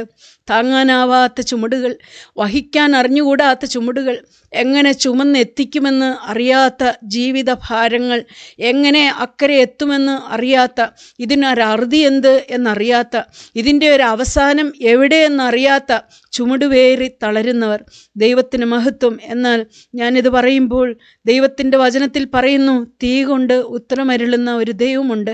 എവിടെയാണ് സ്വർഗത്തിലെ ദൈവത്തിൻ്റെ തീ വന്ന് വീഴുന്നത്? മനുഷ്യകരങ്ങൾക്ക് എത്തപ്പെടാൻ കഴിയാത്തിടത്ത് സ്വർഗത്തിലെ തീ അയച്ച് സകല ബന്ധനങ്ങളെയും കരിക്കുന്ന ദൈവത്തിൻ്റെ അത്ഭുത കൃപ. യേശുക്രിസ്തുവിൻ്റെ നാമം വിളിച്ചപേക്ഷിക്കുക. പത്രോസ്ലീഹ അതാണ് പറയുന്നത്, കർത്താവിൻ്റെ നാമം വിളിച്ചപേക്ഷിക്കുന്ന ഏവനും രക്ഷപ്പെടും.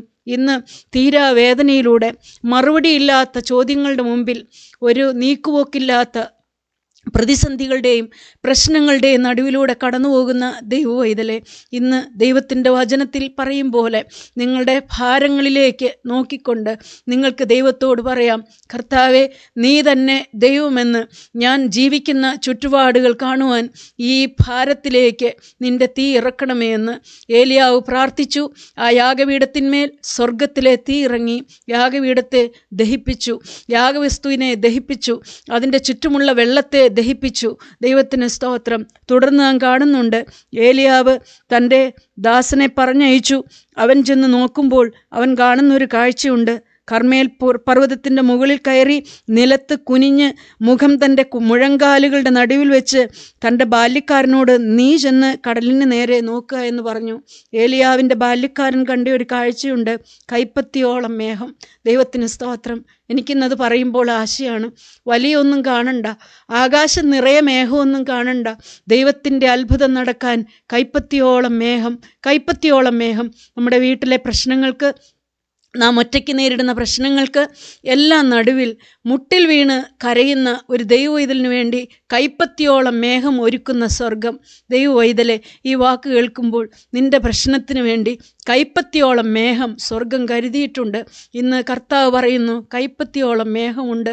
ദൈവത്തിന് സ്തോത്രം. ഈ കാർമേഘങ്ങൾക്കപ്പുറം ഒരു മഴവില്ലുണ്ട്. നീതി സൂര്യൻ ശോഭയോടെ ഉദിക്കുന്ന, പ്രകാശിക്കുന്ന ഒരു ദിനം നമ്മുടെ മുൻപിലുണ്ട്.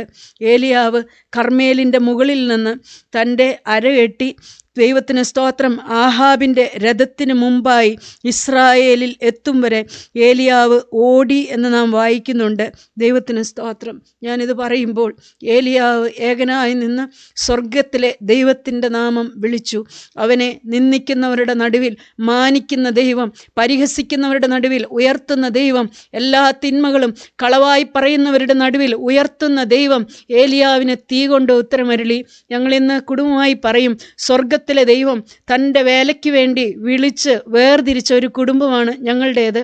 ഞങ്ങൾക്കിന്നറിയാം, ഞങ്ങളുടെ ജീവിതത്തിൽ കർത്താവിൻ്റെ വേലയുടെ മുഖത്ത് ഒരുപാട് പ്രതിസന്ധികൾ നേരിട്ടിട്ടുള്ളവരാണ് ഞങ്ങൾ. ഒരുപാട് പ്രതിസന്ധികളെയും പ്രയാസങ്ങളെയും ഞങ്ങൾ നേരിട്ടിട്ടുണ്ട്.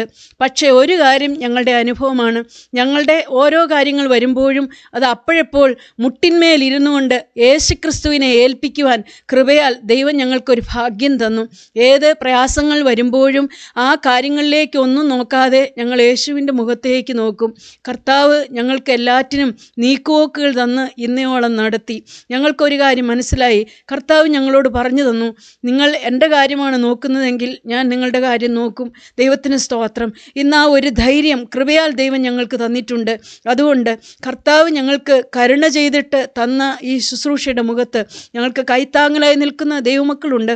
അവരോടെല്ലാം ചേർന്ന് ഞങ്ങൾ പറയുമ്പോൾ മാനിക്കുന്ന ഒരു ദൈവമുണ്ട്, നിന്ദിച്ചവരുടെ നടുവിൽ ഉയർത്തുന്ന ഒരു ദൈവമുണ്ട്, നിന്ദിച്ചവരുടെ മുമ്പിൽ മാനിക്കുന്ന ഒരു ദൈവമുണ്ട്. ഈ വാക്കുകൾ കേട്ടുകൊണ്ടിരിക്കുമ്പോൾ എൻ്റെ പ്രിയപ്പെട്ട സഹോദരി സഹോദരങ്ങളെ, നിങ്ങൾ ആരെല്ലാം ഇന്ന് തോളത്ത് ഹനം തൂങ്ങുന്നവരായി, ജീവിതത്തിൽ തകർന്നവരായി, തളർന്നവരായി, വശം കെട്ടവരായി, വഴി അടഞ്ഞവരായി, നിരാശപ്പെട്ടവരായി വാക്കുകൾ കേൾക്കുമ്പോൾ നിങ്ങളും വിളിക്കൂ, യേശുവിൻ്റെ നാമത്തെ വിളിക്കൂ, ഉത്തരമരുളണമേ എന്ന് യേശുവിനോട് യാചിക്കൂ. കർത്താവേ, എൻ്റെ പ്രതിസന്ധിയിൽ നിന്റെ കരം വെക്കണമേ എന്ന് നിങ്ങളും വിളിച്ചപേക്ഷിക്കൂ. യേശുവിന്, ഏലിയാവിന് സ്വർഗത്തിലെ ദൈവം മറുപടി നൽകി. വീണ്ടും നാം കാണുന്നത്, കർത്താവിൻ്റെ നാമം വിളിച്ചപേക്ഷിക്കുന്നവന് തീ കൊണ്ട് സ്വർഗത്തിലെ ദൈവം ഉത്തരമരുളും. മാത്രവുമല്ല, യിരെമ്യാ പ്രവാചകൻ്റെ പുസ്തകം 33-ാം അധ്യായം 3-ാമത്തെ വാക്യം നാം വായിക്കുമ്പോൾ അവിടെ നാം കാണുന്നുണ്ട് വിളിച്ചപേക്ഷിച്ചാൽ കിട്ടുന്ന അനുഗ്രഹം. യെശയ്യാ പ്രവാചകൻ പറയും, എന്നെ വിളിച്ചപേക്ഷിക്ക, ഞാൻ നീ അറിയാത്ത മഹത്തായും അഗോചരവുമായ ഉള്ള കാര്യങ്ങളെ ഞാൻ നിന്നെ അറിയിക്കുമെന്ന്. പ്രവാചകനായ യിരെമ്യാവും പറയുന്നു, എന്നെ വിളിച്ചപേക്ഷിക്ക, നീ അറിയാത്ത മഹത്തായ ഉന്നതമായ അഗോചരമായ കാര്യങ്ങളെ ഞാൻ നിന്നെ അറിയിക്കുമെന്ന്. പലതും എന്താണെന്നറിയാതെയാണ് നാം വിളിക്കുന്നത്. ഓരോ കാര്യത്തിൻ്റെയും അവസാനം എന്താകും എന്നറിയാതെയാണ് നാം പലപ്പോഴും പ്രാർത്ഥിച്ച് തുടങ്ങുന്നത്. എന്നാൽ സ്വർഗത്തിലെ ദൈവം പറയുന്നു, എന്നെ വിളിച്ചപേക്ഷിക്ക, ഞാൻ നിനക്ക് ഉത്തരമരുളും. നീ അറിയാത്ത മഹത്തായും അഗോചരവുമായുള്ള കാര്യങ്ങളെ ഞാൻ നിന്നെ അറിയിക്കും. ദൈവത്തിന് സ്തോത്രം.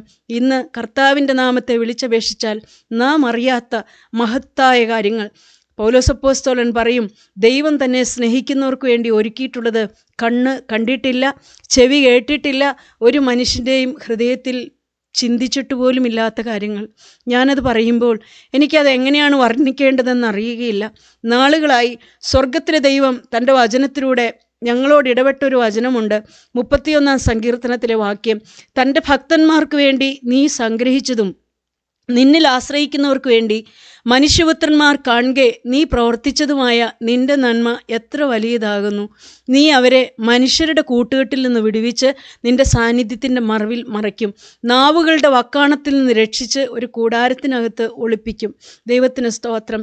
അമേരിക്കയിലേക്ക് വരിക, അമേരിക്കയിൽ വന്ന് ജീവിക്കുക, ഇതൊന്നും ഞങ്ങളുടെ ജീവിതത്തിൽ, ഭൂമിയിലെ ജീവിതത്തിൽ ഞങ്ങളുടെ കലണ്ടറിൽ ഞങ്ങൾ കുറിച്ചു വെച്ച കാര്യമായിരുന്നില്ല. ഒരിക്കലും ഞങ്ങൾ ചിന്തിച്ച കാര്യമായിരുന്നില്ല. പക്ഷേ ഞങ്ങളുടെ ജീവിതത്തിൽ നടന്ന ഒരു മഹാത്ഭുതം ഞാൻ പറഞ്ഞാൽ, ദൈവത്തിന് സ്തോത്രം, ഈ കാലങ്ങളിൽ ഞങ്ങൾ അനുഭവിക്കുന്നു. ജീവനുള്ള ദൈവം തൻ്റെ ഉള്ളം കൈയിൽ കോരിയെടുത്ത് ഞങ്ങളെ കൊണ്ടുവന്നാക്കിയ ഒരു രംഗമാണ്. ദൈവത്തിന് സ്തോത്രം, കർത്താവിന് മഹത്വം. ഞാൻ അതിൻ്റെ വിശദാംശങ്ങളിലേക്കൊന്നും പോകുന്നില്ല. ദൈവത്തിന് സ്തോത്രം. ചില രംഗത്തെല്ലാം കർത്താവിന് ഞങ്ങളെ ഇവിടെ കൊണ്ടുവരേണ്ടത് സ്വർഗീയ കാര്യപരിപാടിയിൽ ഉണ്ടായിരുന്നു, ദൈവത്തിൻ്റെ കാര്യപരിപാടിയിൽ ഉണ്ടായിരുന്നു. ഞങ്ങൾ ഈ ദേശത്ത് വന്ന് ജീവിക്കണമെന്നും കർത്താവിൻ്റെ വേല ഈ തരത്തിൽ മുന്നോട്ട് കൊണ്ടുപോകണമെന്നെല്ലാം. കാരണം മനുഷ്യരാൽ അവസാനിപ്പിക്കുന്ന ഒരു വേലയല്ല സ്വർഗം ഞങ്ങൾക്ക് തുടങ്ങിത്തന്നത്. കാരണം പൗലോസ് അപ്പോസ്തലൻ പറയുന്നുണ്ട്, ഞാൻ ആരെ വിശ്വസിച്ചിരിക്കുന്നു എന്ന് ഞാൻ അറിയുന്നു, അവൻ എൻ്റെ ഉപനിധി, ആ ദിവസം വരെ കാപ്പാൻ ശക്തനെന്ന് ഞാൻ ഉറച്ചുമിരിക്കുന്നു എന്ന്. ദൈവത്തിന് സ്തോത്രം. അതുകൊണ്ട് ഞങ്ങൾ അനുഭവിക്കുന്നുണ്ട് മഹത്തായ അഗോചരമായ കാര്യങ്ങളെ ഒരുക്കിത്തരുന്ന ജീവനുള്ള ദൈവം. ഞാൻ ഇന്ന് പറയുമ്പോൾ എനിക്ക് ഒരു കാര്യം മാത്രം അറിയാം. കർത്താവായ യേശുക്രിസ്തു പറയുന്നുണ്ട്, ഒന്നിനെക്കുറിച്ചും വിചാരപ്പെടരുത്, എല്ലാറ്റിലും പ്രാർത്ഥനയാലും അപേക്ഷയാലും നിങ്ങളുടെ ആവശ്യങ്ങൾ സ്തോത്രത്തോടുകൂടെ ദൈവത്തോട് അറിയിക്കത്രേ വേണ്ടത് എന്ന്. കർത്താവ് തൻ്റെ ശിഷ്യന്മാരെ പഠിപ്പിക്കുമ്പോഴും കർത്താവ് തൻ്റെ ശിഷ്യന്മാരെ പഠിപ്പിച്ചു, ഒന്നിനെക്കുറിച്ചും വിചാരപ്പെടരുത്. എന്ത് തിന്നുമെന്ന് ശരീരത്തിനായിക്കൊണ്ടും എന്തുടുക്കുമെന്ന് എന്ത് തിന്നുമെന്ന് ശരീരത്തിനായിക്കൊണ്ടും എന്ത് തിന്നുമെന്ന് ജീവനായിക്കൊണ്ടും എന്ത് ഉടുക്കുമെന്ന് ശരീരത്തിനായിക്കൊണ്ടും വിചാരപ്പെടരുത്. കർത്താവ് തൻ്റെ ശിഷ്യന്മാരെ പഠിപ്പിച്ചു, മുമ്പേ അവൻ്റെ രാജ്യവും നീതിയും അന്വേഷിപ്പീൻ, അതോടെ ഇതൊക്കെയും നിങ്ങൾക്ക് ലഭിക്കുമെന്ന്. ഞങ്ങളിന്ന് ഇത് പറയുമ്പോൾ എനിക്ക് നിങ്ങളോട് ഓരോരുത്തരോടും, എൻ്റെ ഈ വാക്ക് കേൾക്കുന്ന ഓരോരുത്തരോടും എനിക്ക് പറയുവാനുള്ളതും അതുതന്നെയാണ്. വിചാരപ്പെടരുത്. നാളെ അറിയുന്ന ദൈവം, മഹത്തായ കാര്യങ്ങൾ നമുക്ക് വേണ്ടി കരുതിയിരിക്കുന്ന ദൈവം, എന്താകുമെന്നറിയാതെ നിന്ദിക്കുന്നവരുടെ നടുവിൽ പോക്കുവഴികൾ ഒരുക്കിത്തരുന്ന സ്വർഗത്തിലെ ജീവനുള്ള ദൈവം. സ്വർഗത്തിലെ ദൈവത്തിൻ്റെ വഴികൾ മനുഷ്യൻ്റെ കരങ്ങൾക്ക് ഒരിക്കലും അതുപോലൊരു പാതയുണ്ടാക്കാൻ കഴിയുകയില്ല. കഴിഞ്ഞ ചില നാളുകൾക്ക് മുൻപ് ഒരു മീറ്റിങ്ങിൽ ഞാൻ പാടിയല്ലോ, എല്ലാ വഴികളും ശത്രു നമ്മുടെ മുൻപിൽ ബന്ധിച്ചിട്ട് മുദ്ര വെച്ച് ഇനി നീ എങ്ങനെ മുന്നോട്ട് പോകുമെന്ന് പരിഹസിച്ച് ചോദിച്ചാൽ, സഹായിക്കാൻ സാധ്യതയുള്ള എല്ലാ മനുഷ്യരുടെയും നാവുകളും കരങ്ങളും പൂട്ടിക്കെട്ടിയാലും സ്വർഗത്തിലെ ദൈവത്തിന് തൻ്റെ കുഞ്ഞുങ്ങളെ സഹായിക്കുവാൻ അത്ഭുതത്തിൻ്റെ വഴികൾ തുറക്കാൻ സാധിക്കുമെന്ന് ഞങ്ങൾ സാക്ഷാൽ ഞങ്ങളുടെ കണ്ണുകൾ കൊണ്ട് കണ്ടു. പാടുന്നത് പോലെ തന്നെ എല്ലാ വഴികളും എൻ്റെ മുൻപിൽ ശത്രു ബന്ധിച്ച് മുദ്ര വെച്ചാലും സ്വർഗ കവാടം തുറക്കും എനിക്കായി, സൈന്യം വരും നിശ്ചയം. ഇന്ന് വഴികൾ അടഞ്ഞവരായി, നിരാശപ്പെട്ടവരായി, ഭാവി എന്തെന്നറിയാതെ നമ്മുടെ കുഞ്ഞുങ്ങളിലേക്ക് നോക്കുമ്പോഴും ആശങ്ക. ദൈവമേ, അവരുടെ വിദ്യാഭ്യാസം ഈ കാലങ്ങളിൽ നടന്നില്ല. കഴിഞ്ഞ 2 വർഷം, ഏതാണ്ട് 2 വർഷത്തോളം നമ്മുടെ കുഞ്ഞുങ്ങളുടെ പരീക്ഷകൾ സമയത്ത് നടന്നില്ല. പല കാര്യങ്ങൾക്കും അവരുടെ വിദ്യാഭ്യാസം വേണ്ടതുപോലെ മുന്നോട്ട് പോയില്ല. പലതും നമുക്ക് ചിന്തിക്കുമ്പോൾ എങ്ങനെയെന്നറിയില്ല. പക്ഷെ ദൈവവചനം പറയുന്നു, എന്നെ വിളിച്ചപേക്ഷിക്കാം, ഞാൻ നിനക്ക് ഉത്തരമരുളും. നീ അറിയാത്ത, നിനക്കറിഞ്ഞുകൂടാത്ത മഹത്തായും അഗോചരവുമായുള്ള കാര്യങ്ങളെ ഞാൻ നിന്നെ അറിയിക്കും. ഇന്നിത് പറയുമ്പോൾ ഏറ്റവും ആശങ്കയുടെ അറ്റത്ത് നിൽക്കുന്ന ദൈവവൈതലിന് വേണ്ടിയും സ്വർഗത്തിലെ ദൈവത്തിൻ്റെ കരങ്ങളിൽ വഴിയുണ്ട്. നാം ചിന്തിച്ചിട്ടില്ലാത്ത, നാം ഒരിക്കലും വിചാരിച്ചിട്ടില്ലാത്ത വഴികൾ കരുതുന്നവനായ ദൈവം. ഒരിക്കലും നിങ്ങൾ ദൈവത്തിൻ്റെ കൃപയിൽ അവിശ്വസിക്കരുത്, ദൈവത്തിൻ്റെ കരങ്ങളെ അവിശ്വസിക്കരുത്, ദൈവത്തിൻ്റെ മുഖത്തെ നോക്കുന്നതിൽ നിന്ന് ഒരിക്കലും നിങ്ങൾ പിന്നോട്ട് പോകരുത്. ദൈവത്തിന് സ്തോത്രം. ഈ വാക്കുകൾ കേൾക്കുന്ന ഓരോരുത്തരോടും ഞാൻ എളിമയോടെ പറയും, നമ്മെ സഹായിപ്പാൻ കഴിയുന്ന ഒരു ദൈവമുണ്ട്, നമ്മെ വിടുവിക്കാൻ കഴിയുന്ന ഒരു ദൈവമുണ്ട്. ഈ വാക്കുകൾ കേട്ടുകൊണ്ടിരിക്കുമ്പോൾ തന്നെ പത്രോസ്ലീഹ പറഞ്ഞതുപോലെ, നമ്മെ ആകാശത്തിൻ്റെ കീഴിൽ മനുഷ്യരുടെ ഇടയിൽ നൽകപ്പെട്ട ഒരേ ഒരു നാമമേ ഉള്ളൂ, വിളിക്കാൻ, ഉത്തരമരുളാൻ, തീ ഇറക്കാൻ കഴിയുന്ന ഒരേ ഒരു നാമം. ഇന്ന് ആ നാമത്തെ മുറുകെ പിടിക്കാം, യേശുവിനെ അള്ളിപ്പിടിക്കാം, യേശുവിൻ്റെ സ്നേഹത്തിലേക്ക് മാത്രം നോക്കാം. അനേക മുഖങ്ങൾ മാറുമ്പോഴും മാറ്റമില്ലാത്ത സ്നേഹം വടിഞ്ഞൊഴുകുന്ന, വാത്സല്യം നിറഞ്ഞു കവിയുന്ന യേശുവിൻ്റെ മുഖത്തേക്ക്, യേശുവിൻ്റെ നാമത്തെ നമുക്ക് വിളിക്കാം. കർത്താവേ, നിൻ്റെ നാമം ഇളകിപ്പോകുകയില്ലല്ലോ. തിരുവചനത്തിൽ പറയുന്നത് പോലെ ആകാശവും ഭൂമിയും മാറിപ്പോകും, എന്നാൽ ദൈവത്തിൻ്റെ ദയയ്ക്ക് ഒരു കാലത്തും മാറ്റമില്ല. ദൈവത്തിന് സ്തോത്രം. ഒരു കാലത്തും മാറിപ്പോകാത്ത ദൈവത്തിൻ്റെ ദയ, ഒരു കാലത്തും മാറിപ്പോകാത്ത ദൈവത്തിൻ്റെ കരുണയിലേക്ക് നോക്കിക്കൊണ്ട് നമുക്ക് സമാധാനത്തോടെ എന്ന് പറയാം, കർത്താവേ, എൻ്റെ ഈ പ്രശ്നങ്ങൾക്കും നിൻ്റെ വചനത്തിലൂടെ ഒരു പോക്കുവഴി ഉണ്ടെന്ന് ഞാൻ വിശ്വസിക്കുന്നു എന്ന് പറഞ്ഞുകൊണ്ട് എല്ലാ ഭാരച്ചുമടുകളും നമുക്ക് അവൻ്റെ കാലിലേക്ക് വയ്ക്കാം. ആ ക്രിസ്ത്യാനി പരദേശ മോക്ഷയാത്രയിൽ ചെയ്തതുപോലെ അവൻ ചുമന്ന ആകുലത്തിൻ്റെയും ഭാരങ്ങളുടെയും പാപത്തിൻ്റെയും ഭാണ്ഡക്കെട്ടുകൾ കാൽവറി ക്രൂശിനെ കണ്ട മാത്രയിൽ അവൻ്റെ ചുമലിൽ നിന്ന് ഉരുണ്ടുരുണ്ട് അഗാധ ഗർത്തത്തിലേക്ക് ഉരുണ്ടുരുണ്ട് പോയതുപോലെ ഈ വാക്കുകൾ കേൾക്കുന്ന ഓരോരുത്തരുടെയും ജീവിതത്തിൽ നിന്ന് അക്ഷരാർത്ഥത്തിൽ യേശുക്രിസ്തുവിൻ്റെ നാമത്തെ, കാൽവറി ക്രൂശിനെ കാണുമ്പോൾ സകല ഭാരങ്ങളും സകല പാപങ്ങളും ഉരുണ്ട് അഗാധ ഗർത്തത്തിലേക്ക് പോകുവാൻ സഹായിക്കുന്ന ദൈവകൃപ നമ്മുടെ ജീവിതത്തിൽ വ്യാപരിക്കുവാൻ തക്കവണ്ണം ദൈവകരങ്ങളിലേക്ക് നമ്മെ മുഴുവനായിട്ടും വിട്ടുകൊടുക്കാം. ദൈവനാമം മാത്രം മഹത്വപ്പെടുമാറാകട്ടെ. ദൈവത്തിന് സ്തോത്രം. ഇപ്പോൾ നമുക്കൊരു ഗാനം കേൾക്കാം. ഫേബ എൽദോസ് പാടുന്നു. തുടർന്ന് എത്രയും ബഹുമാനപ്പെട്ട ശ്രീ VM എൽദോസ് തിരുവചനം ഘോഷിക്കുന്നു.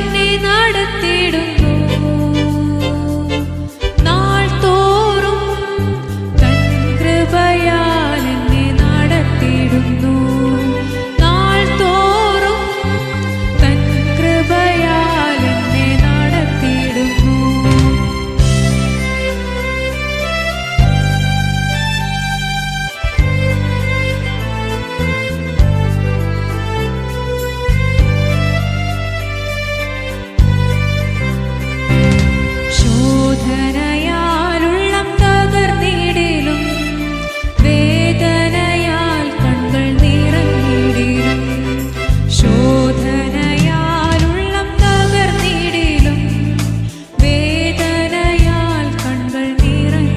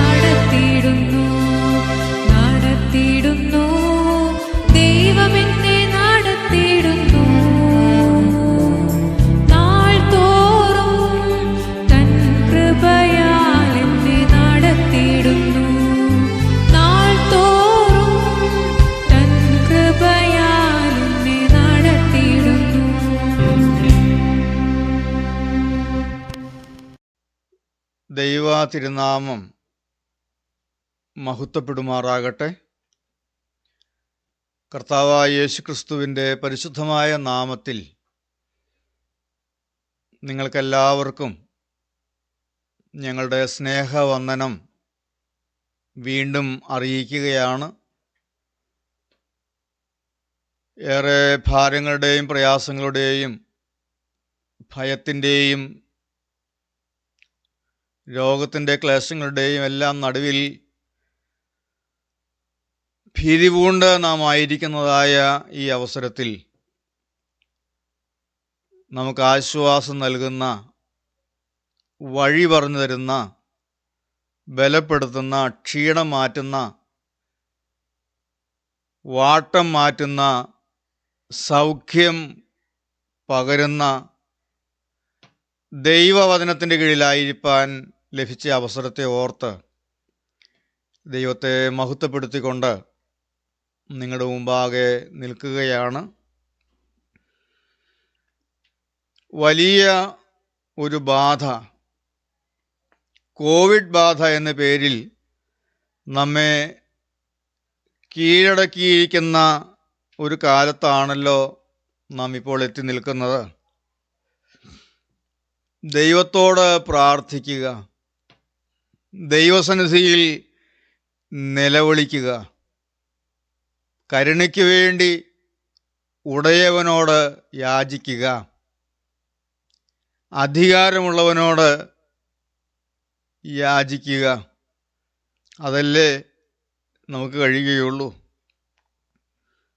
വിശുദ്ധ വേദപുസ്തകം നാം പരിശോധിക്കുമ്പോൾ പല വിധത്തിലുള്ള, പലതരത്തിലുള്ള, പലവിധ ബാധകളെക്കുറിച്ച് നാം കാണുന്നുണ്ട്. ലേവ്യ പുസ്തകം 26-ാം അധ്യായത്തിലും ആവർത്തന പുസ്തകം 28-ാം അധ്യായത്തിലും മാത്രം ഏതാണ്ട് 60-ൽ പരം ബാധകൾ നമുക്ക് കാണുവാനായിട്ട് കഴിയും. ബാധ വരുമ്പോൾ ബാധകൾ വരുവാനുള്ള കാരണങ്ങളുണ്ട്. പല തരത്തിലുള്ളതായ ബാധകളുണ്ട്, പല വിധത്തിലുള്ളതായ ബാധകളുണ്ട്. മിസ്രയീമ്യരുടെ മേൽ ദൈവത്തിൻ്റെ ന്യായവിധി വരുമ്പോൾ 10 ബാധകൾ അവിടെ വരുന്നതായിട്ട് നാം കാണുന്നുണ്ട്. രോഗമായും ക്ഷാമമായും ആപത്തനർത്ഥങ്ങളായും യുദ്ധങ്ങളായും ഇങ്ങനെ പല തരത്തിലുള്ളതായ ബാധകൾ ദൈവജനത്തെ കീഴടക്കിയതായി, ദൈവജനത്തിന് അനുഭവിക്കേണ്ടി വന്നതായി നമുക്ക് തിരുവനന്തപുരത്തിൽ കാണുവാനായിട്ട് സാധിക്കും. വേദപുസ്തകത്തിൽ ബാധകൾ വരുമ്പോൾ ബാധ മാറുവാൻ ചെയ്യേണ്ടതായ ചില കാര്യങ്ങൾ കൂടെ നമുക്ക് ആലോചന തരുന്നുണ്ട്. വേദപുസ്തകത്തിൽ ബാധ മാറ്റിയ 3 കാര്യങ്ങളാണ് കഴിഞ്ഞ ആഴ്ചയിൽ നാം ചിന്തിച്ച് പോന്നത്. ആരാധനയിൽ നാം പാടുന്നതായ മനോഹരമായ ഒരു ഗീതമുണ്ടല്ലോ, നമുക്ക് ഒന്ന് ചേർന്ന് പാടാം. അഹരോന്റെയും സ്കറിയാതന്നുടെയും ധൂപമതും മരണത്തെ നീക്കിയ ഫിനഹാസിൻ പ്രാർത്ഥനയും പോൽ അടിയാരുടെ ധൂപത്തെയും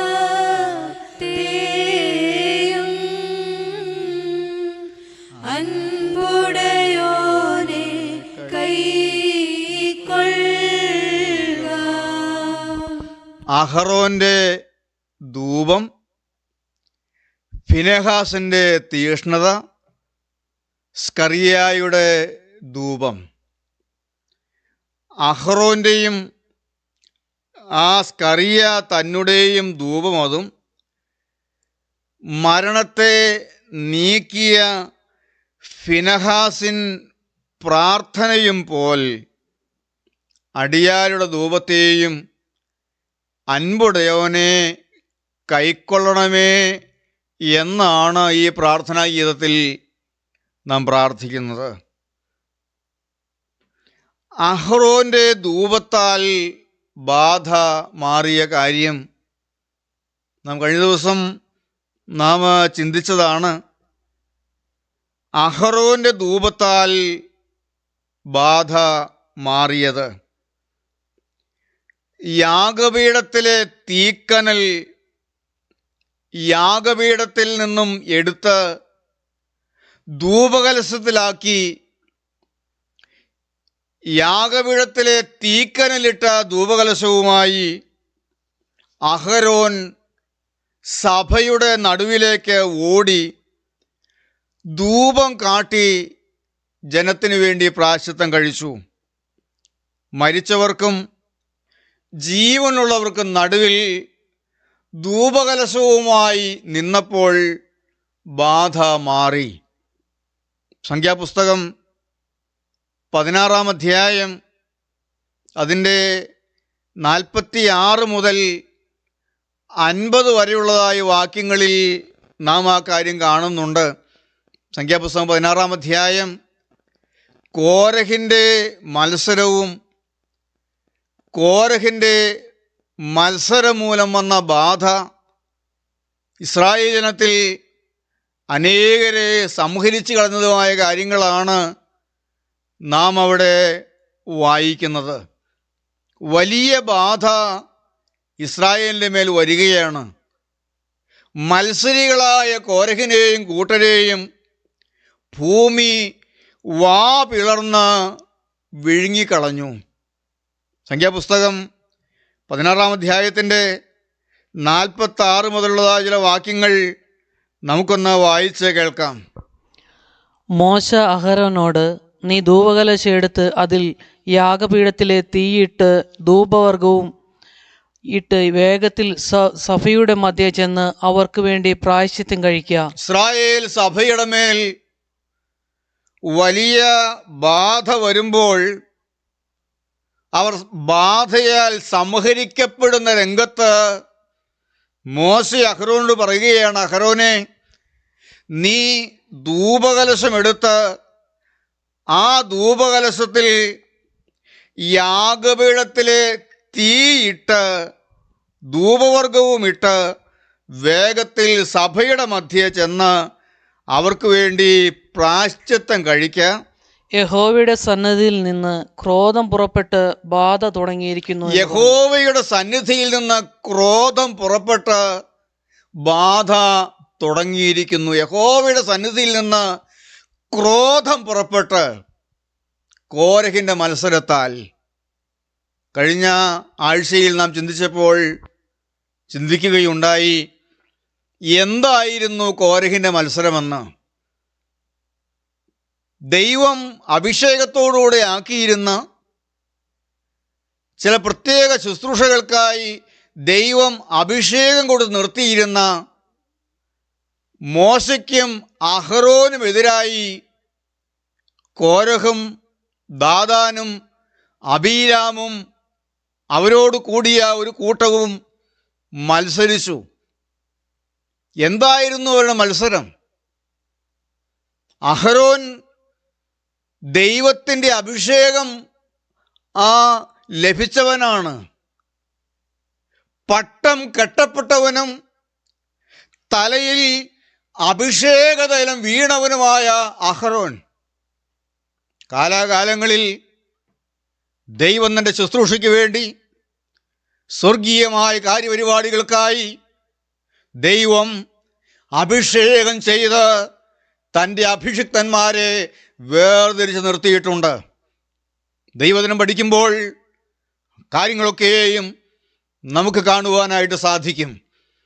എന്നാൽ ദൈവം ഒരുവന് അഭിഷേകം കൊടുത്ത് ഒരു ശുശ്രൂഷയ്ക്ക് വേണ്ടി ദൈവത്തിൻ്റെ പരിശുദ്ധാത്മാവ് ഒരുവനെ ആക്കുമ്പോൾ ദൈവത്തിൻ്റെ പരിശുദ്ധാത്മാവ് ഒരുവനെ ഒരു ശുശ്രൂഷയ്ക്ക് വേണ്ടി നിയമിച്ചാക്കുമ്പോൾ ചോദ്യങ്ങൾ ചെയ്യുന്നവരുണ്ട്, ചോദ്യമുയർത്തുന്നവരുണ്ട്.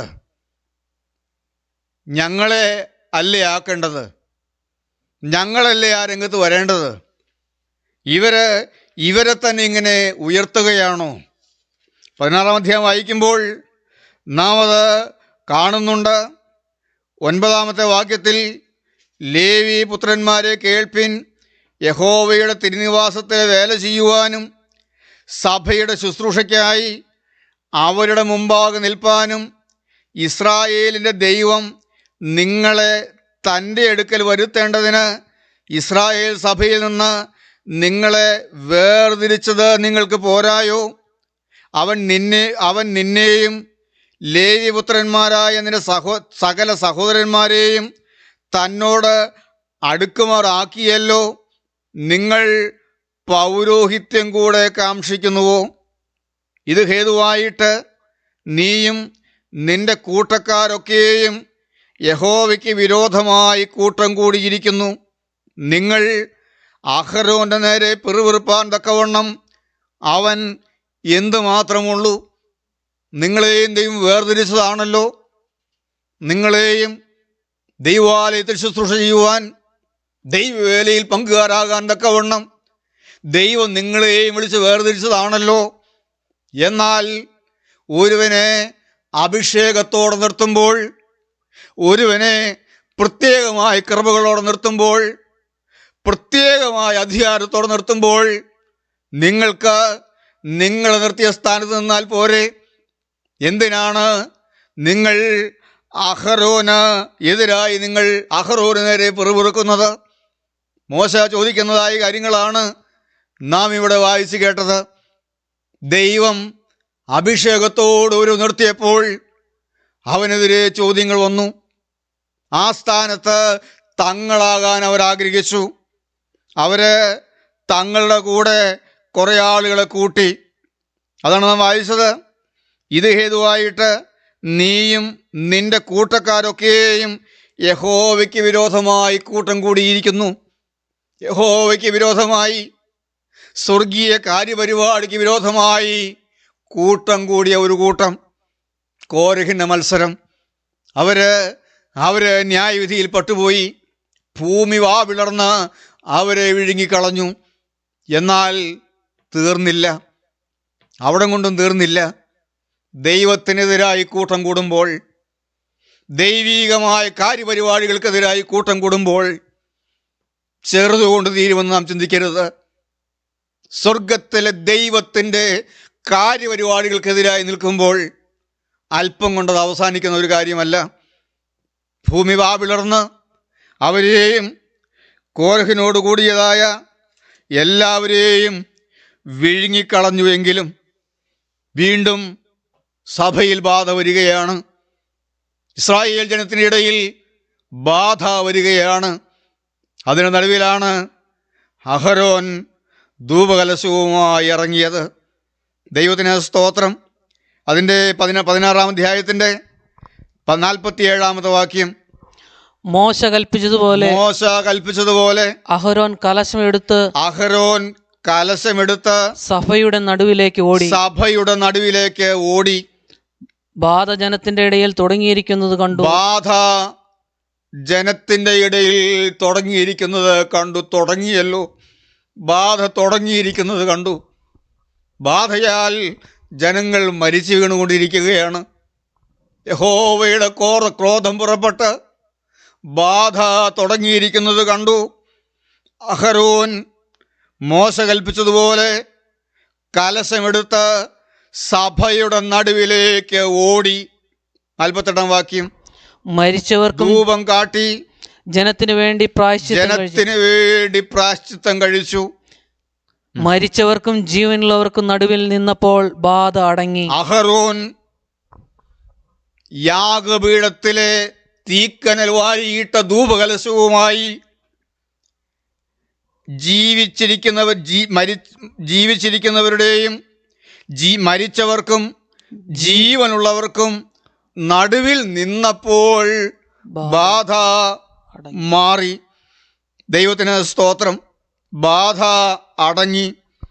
കോരഹിൻ്റെ സംഗതി വശാൽ മരിച്ചവരെ കൂടാതെ ബാധയാൽ മരിച്ചവർ 14,700 പേരായിരുന്നു. ദൈവത്തിന് സ്തോത്രം.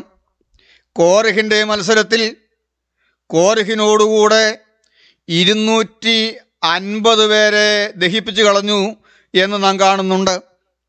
കോരഹിനെയും കൂട്ടരെയും ഭൂമി വാവിളർന്ന് വിഴങ്ങി. ദൈവത്തിന് സ്തോത്രം. ചേർന്ന് നിന്ന കൂട്ടത്തെ 250 പേരെ തീ ദഹിപ്പിച്ചു കളഞ്ഞു. വീണ്ടും ബാധ വന്ന് ബാധയാൽ മരിച്ചവർ 14,700 പേരായിരുന്നു. ഒടുവിൽ നാം വായിക്കുന്നുണ്ട്, പിന്നെ അഹരോൻ സമാഗമന കൂടാരത്തിന്റെ വാതിക്കൽ മോശയുടെ അടുക്കൽ മടങ്ങി വന്നു. അങ്ങനെ ബാധ നിന്നു. ബാധ മാറി. ദൈവത്തിന് സ്തോത്രം. അഹരോൻ ധൂപകലശവുമായി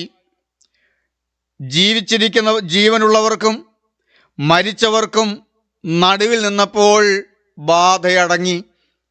ദൈവവചനം കേൾക്കുന്ന ദൈവമക്കളെ, ഈ ബാധയടങ്ങാൻ നാം എന്താണ് ചെയ്യേണ്ടത്? അന്ന് യഹോവയുടെ സന്നിധിയിൽ നിന്ന്, ദൈവസന്നിധിയിൽ നിന്ന് ക്രോധം പുറപ്പെട്ട് വലിയൊരു ബാധയാൽ ബാധ തുടങ്ങിയപ്പോഴേക്കും 14,700 പേർ മരിച്ചു വീണു. അഹരോൻ ഓടിയെന്നാണ് നാം വായിച്ചത്. പതി പോയാൽ പോരല്ലോ, ഓടി ജനത്തിനടുവിലേക്ക് ചെന്നു. ജനത്തിനടുവിൽ ചെന്ന് മരിച്ചവർക്കും ജീവനുള്ളവർക്കും നടുവിൽ നിന്നപ്പോൾ ബാധയടങ്ങി. ദൈവത്തിന് സ്തോത്രം. ദൈവമക്കളെ, നമുക്കും ഒരു ശുശ്രൂഷയുണ്ട്. 2 കൊരിന്ത്യർ ലേഖനം 2-ാം അധ്യായം അതിൻ്റെ 15-ാമത്തെ വാക്യം നമുക്കൊന്ന് വായിക്കാം. 2 കൊരിന്ത്യർ ലേഖനം 2-ാം അധ്യായം 15-ാമത്തെ വാക്യം. രക്ഷിക്കപ്പെടുന്നവരുടെ ഇടയിലും നശിക്കുന്നവരുടെ ഇടയിലും ഞങ്ങൾ ദൈവത്തിന് ക്രിസ്തുവിന്റെ സൗരഭ്യവാസനയാകുന്നു. ഞങ്ങൾ ദൈവത്തിന് ക്രിസ്തുവിൻ്റെ സൗരഭ്യവാസനയാകുന്നു. അപ്പോസ്തലൻ പറയുകയാണ്, രക്ഷിക്കപ്പെടുന്നവരുടെ ഇടയിലും നശിക്കുന്നവരുടെ ഇടയിലും ഞങ്ങൾ ദൈവത്തിന് ക്രിസ്തുവിൻ്റെ സൗരഭ്യവാസനയാകുന്നു. അന്ന് അഹരോൻ ധൂപകലശവുമായി ഓടി. മരിച്ചവർക്കും ജീവിച്ചിരിക്കുന്നവർക്കും നടുവിൽ നിന്ന് ധൂപകലശമായി, യാഗപീഠത്തിലെ തീക്കനൽ വാരിയിട്ട ധൂപകലശവുമായി സൗരഭ്യവാസനയുമായി നിന്നപ്പോൾ, ധൂപകലശത്തിൽ യാഗപീഠത്തിലെ തീക്കനലിട്ടു, ആ ധൂപവർഗവുമിട്ട് സൗരഭ്യവാസനയായി മരിച്ചവർക്കും ജീവിച്ചിരിക്കുന്നവർക്കും ഇടയിൽ അഹരോൻ നിന്നപ്പോൾ ബാധ മാറി. അപ്പോസ്തലൻ പറയുന്നത് പോലെ ആത്മാവിൽ മരിച്ചു കിടക്കുന്നവരുണ്ട്, ആത്മാവിൽ ജീവൻ പ്രാപിച്ചവരുണ്ട്, രക്ഷിക്കപ്പെട്ടവരുണ്ട്, നശിച്ചു പോകുന്നവരുണ്ട്, രക്ഷിക്കപ്പെടാത്തവരുണ്ട്, ജീവനുള്ളവരുണ്ട്, ജീവനില്ലാത്തവരുണ്ട്. ജീവിച്ചിരിക്കുന്നവർക്കും മരിച്ചവർക്കും രക്ഷിക്കപ്പെട്ടവർക്കും രക്ഷിക്കപ്പെടാത്തവർക്കും ഇടയിൽ, രക്ഷിക്കപ്പെട്ടവരുടെ ഇടയിലും നശിക്കുന്നവരുടെ ഇടയിലും ഞങ്ങൾ ദൈവത്തിന് ക്രിസ്തുവിൻ്റെ സൗരഭ്യവാസനയാകുന്നു. അപ്പോസ്തലൻ പറയുകയാണ്, ഞങ്ങൾ ഇവരുടെ നടുവിൽ, ഈ ലോകത്ത് ഞങ്ങൾ രക്ഷിക്കപ്പെടുന്നവരുടെ ഇടയിലും നശിച്ചു പോകുന്നവരുടെ ഇടയിലും ദൈവത്തിന് ക്രിസ്തുവിൻ്റെ സൗരഭ്യവാസനയാകുന്നവരാണ് ഞങ്ങൾ. ദൈവമക്കളെ, ഇന്ന് ഈ ബാധയുടെ നടുവിൽ ജീവിച്ചിരിക്കുന്നവർക്കും മരിച്ചവർക്കും ഇടയിൽ ക്രിസ്തുവിൻ്റെ സൗരഭ്യവാസനയായി, സുഗന്ധധൂപമുയരുന്ന ഒരു ധൂപകലശമായി നിൽക്കുവാൻ നാം ആരെല്ലാം തയ്യാറാകുന്നുണ്ട്? ഞാൻ പറഞ്ഞല്ലോ, മോശ കൽപ്പിച്ചതുപോലെ അഹരോൻ യാഗപീഠത്തിൽ നിന്ന് യാഗപീഠം ആ സമാഗമന കൂടാരത്തിലെ യാഗപീഠത്തിൽ നിന്നും യാഗപീഠത്തിലെ തീക്കനൽ ധൂപകലശത്തിലേക്ക് വാരിയിട്ട് ആ ധൂപകലശവുമായി സഭയുടെ നടുവിലേക്ക് ബാധയേറ്റ് നശിച്ചു കൊണ്ടിരിക്കുന്നവരുടെ ഇടയിലേക്ക് ഓടിച്ചെന്നു. ജീവിച്ചിരിക്കുന്നവർക്കും മരിച്ചവർക്കും ഇടയിൽ ആ ധൂപകലശവുമായി നിന്നപ്പോൾ ബാധ മാറി. ഇന്ന് ഈ രോഗത്തിൻ്റെ നടുവിൽ, ബാധയുടെ നടുവിൽ ആരെല്ലാം തങ്ങളുടെ ജീവിത കലശത്തിൽ, ജീവിതമാകുന്ന ധൂപകലശത്തിൽ യാഗപീഠത്തിലെ തീക്കനൽ വാരിയിട്ട് ഒന്ന് നിൽക്കാൻ തയ്യാറാകുന്നുണ്ട്? ദൈവത്തിന് സ്തോത്രം. ഏതാണ് യാഗപീഠം? ഏത് യാഗപീഠത്തിൽ നിന്നുമാണ് നാം തീക്കനൽ എടുക്കേണ്ടത്? നമ്മുടെ ജീവിതമാകുന്ന ധൂപകലശത്തിൽ തീക്കനലിടാൻ തക്കവണ്ണം നാം പോകേണ്ട യാഗപീഠം ഏതാണ്? നാം ഇന്ന് വായിച്ച 84-ാം സങ്കീർത്തനം അതിൻ്റെ 3-ാമത്തെ വാക്യത്തിൽ നാം വായിച്ചു കേട്ടു. എന്താണ് അവിടെ പറഞ്ഞിരിക്കുന്നത്? കുരികിൽ ഒരു വീടും മീവൽ പക്ഷി കുഞ്ഞുങ്ങൾക്ക് ഒരു കൂടും കണ്ടെത്തിയിരിക്കുന്നു. എന്റെ രാജാവും എന്റെ ദൈവവുമായ സൈന്യങ്ങളുടെ യഹോവേ, നിന്റെ യാഗപീഠങ്ങളെ തന്നെ. കോരഹുത്രന്മാർ പാടുന്ന ഗീതമാണിത്. കോരഹിന്റെ മത്സരത്തിങ്കൽ അപ്പനും കൂട്ടരും ഭൂമി വിളർന്ന് വിഴുങ്ങപ്പെട്ടപ്പോൾ, ന്യായവിധിയിൽ തകർക്ക് ഇല്ലാതായപ്പോൾ, ബാധ പടരുമ്പോൾ കോരഹിൻ്റെ മക്കളുണ്ട്. കോരഹിൻ്റെ മക്കൾ യഹോവയുടെ ആലയത്തിലേക്ക് ഓടിച്ചെന്നു. യഹോവയുടെ ആലയത്തിൽ യാഗപീഠത്തിൻ്റെ കൊമ്പിൽ അവരങ്ങ് പിടിച്ചു. വിടുതലിന് വേണ്ടിയുള്ള ആ യാഗപീഠത്തിൻ്റെ കൊമ്പിൽ അവർ പിടിച്ചു. അങ്ങനെ അവർ പാടുന്നതായ പാട്ടാണ് 84-ാം സങ്കീർത്തനം. സൈന്യങ്ങളുടെ ദൈവമായ യഹോവേ, തിരുനിവാസം എത്ര മനോഹരമെന്നവർ പാടുകയാണ്. അവര് 3-ാം വാക്യത്തിൽ നിന്ന് വായിച്ചു, കുരികിൽ ഒരു വീടും മീവൽ പക്ഷി തൻ്റെ കുഞ്ഞുങ്ങൾക്ക് ഒരു കൂടും കണ്ടെത്തിയിരിക്കുന്നു. എൻ്റെ രാജാവും എൻ്റെ ദൈവവുമായ സൈന്യങ്ങളുടെ യഹോവേ, നിന്റെ യാഗപീഠങ്ങളെ തന്നെ. ഏതാണ് ഈ യാഗപീഠം? സൈന്യങ്ങളുടെ ദൈവമായ യഹോവയുടെ യാഗപീഠം. എനിക്കും നിങ്ങൾക്കും തീക്കനൽ വാരിയെടുക്കാനുള്ള യാഗപീഠം. ഏതാണ് ഈ യാഗപീഠം? ഏതാണ് ഈ തീക്കനൽ? 2000-ഓളം വർഷങ്ങൾക്ക് മുമ്പ് സ്വർഗത്തിലെ ജീവനുള്ള ദൈവം തൻ്റെ ഏകജാതനായ പുത്രനെ, തൻ്റെ തിരുക്കുമാരനെ നമുക്ക് വേണ്ടി യാഗമർപ്പിക്കേണ്ടതിന് വേണ്ടി, നമ്മുടെ പാപങ്ങൾക്ക് വേണ്ടി പ്രാശ്ചിത്തമാകേണ്ടതിന് വേണ്ടി, നമുക്ക് വേണ്ടി യാഗമർപ്പിക്കാൻ തക്കവണ്ണം കാൽവരയിൽ ഒരുക്കിയ ഒരു യാഗപീഠമാണിത്. തൻ്റെ പുത്രൻ ദൈവകോപത്തിയിൽ വെന്തെരിഞ്ഞൊരു യാഗപീഠമുണ്ട്. ആ യാഗപീഠത്തിലെ തീക്കനലുണ്ട്. തൻ്റെ പുത്രനെ സ്വർഗയാഗമർപ്പിച്ച സ്വർഗത്തിലെ ദൈവം തൻ്റെ പുത്രനെ യാഗമർപ്പിക്കുവാൻ കാൽവരയിൽ ഒരുക്കിയതായ യാഗപീഠം. ആ യാഗപീഠത്തിൽ കത്തിയ ദൈവ കോപത്തിയിൽ ക്രിസ്തു തന്നെത്താൻ സൗരഭ്യാസനയായി അർപ്പിച്ച എഫെസ്യർക്ക് എഴുതിയ ലേഖനം 5-ാം അധ്യായം അതിൻ്റെ 2-ാമത്തെ വാക്യം നമുക്കൊന്ന് വായിക്കാം. എഫെസ്യർക്ക് എഴുതിയ ലേഖനം 5-ാം അധ്യായം അതിൻ്റെ 2-ാമത്തെ വാക്യം. ക്രിസ്തുവും നിങ്ങളെ സ്നേഹിച്ചു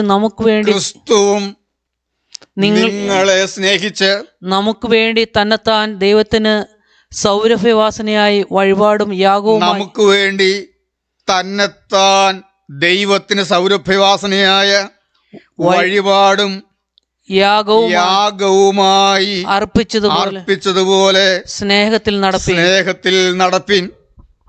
ക്രിസ്തുവും നിങ്ങളെ സ്നേഹിച്ച് നമുക്ക് വേണ്ടി തന്നെത്താൻ ദൈവത്തിന് സൗരഭ്യവാസനയായ വഴിപാടും യാഗവുമായി അർപ്പിച്ചതുപോലെ ദൈവത്തിന് സൗരഭ്യവാസനയായ വഴിപാടും യാഗവുമായി നമുക്ക് വേണ്ടി, പാപികളായ നമുക്കും നമ്മുടെ രക്ഷയ്ക്കും വേണ്ടി തിരുവിഷ്ടപ്രകാരം സ്വർഗത്തിൽ നിന്ന് ഇറങ്ങി വന്നു. ക്രിസ്തുവും നിങ്ങളെ സ്നേഹിച്ച് നമുക്ക് വേണ്ടി തന്നെത്താൻ ദൈവത്തിന് സൗരഭ്യവാസനയായ വഴിപാടും യാഗവുമായി അർപ്പിച്ചതുപോലെ ദൈവത്തിന് സൗരഭ്യവാസനയായ വഴിപാടായി ഒരു യാഗമായി ക്രിസ്തു തന്നെത്താൻ കാൽവറിയിലെ യാഗപീഠത്തിൽ ഏൽപ്പിച്ചു കൊടുത്തതുപോലെ, ആ ദൈവകോപത്തിയിൽ വെന്തെരിഞ്ഞതുപോലെ, ആ ദൈവകോപത്തിയിൽ ദൈവപുത്രൻ വെന്തെരിഞ്ഞ ആ ദൈവകോപ തീക്കനൽ, തൻ്റെ പുത്രനെ ദഹിപ്പിച്ചതായ തീക്കനൽ, അത് നമ്മുടെ പാപങ്ങളുടെ പരിഹാരമാണ്. അത് നമ്മുടെ പാപങ്ങളുടെ മോചനമാണ്. അത് നമ്മുടെ സകല പ്രശ്നങ്ങൾക്കും പരിഹാരമാണ്. എൻ്റെയും നിങ്ങളുടെയും ജീവിതത്തിലെ ധൂപവർഗം അത് കത്തിയാൽ ദുർഗന്ധമല്ലേ വരികയുള്ളൂ. ഈ ജീവിത കലശത്തിലെ ധൂപവർഗം അത് ദുർഗന്ധം വരുന്നതാണ്. എഫേസ്യ ലേഖനം 5-ാം അധ്യായം കീഴോട്ട് നാം വായിക്കുമ്പോൾ എന്തെല്ലാമാണ് നമ്മിലുള്ള ധൂപവർഗം. ആ ധൂപം നാം ധൂപകലശത്തിൽ ധൂപക്കുറ്റിയിൽ നാം തീക്കനലിട്ട് ആ തീക്കനലിൽ ധൂപവർഗമായി കുന്തിരിക്കുമിടുമ്പോഴാണ് അത് സുഗന്ധവാസനയായി ധൂപമായി സുഗന്ധധൂപമായി അതിൻ്റെ പുക ഉയരുന്നത്. ദൈവത്തിന് സ്തോത്രം. നമ്മുടെ ജീവിതത്തിലെ ധൂപവർഗം എന്താണ്?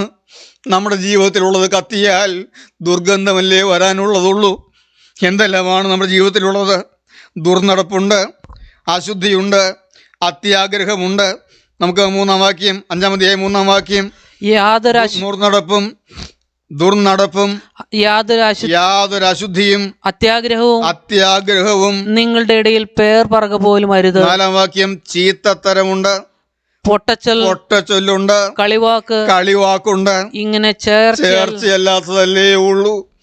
ഒരു ദൈവം ഇതിന് ചേരാത്തത്, ദൈവത്തിൻ്റെ ഒരു വ്രതന് ചേരാത്തത്, ഒരു ദൈവം ഇതിന് ചേരാത്തത്, ചേർച്ചയല്ലാത്തത് മാത്രമല്ലേ ഉള്ളൂ ജീവിതത്തിൽ. ഇതെല്ലാം കത്തിയാൽ, ഇതെല്ലാം തീയിൽ കത്തിയാൽ ദുർഗന്ധമല്ലേ വരാനുള്ളൂ. ദൈവത്തിന് സ്തോത്രം.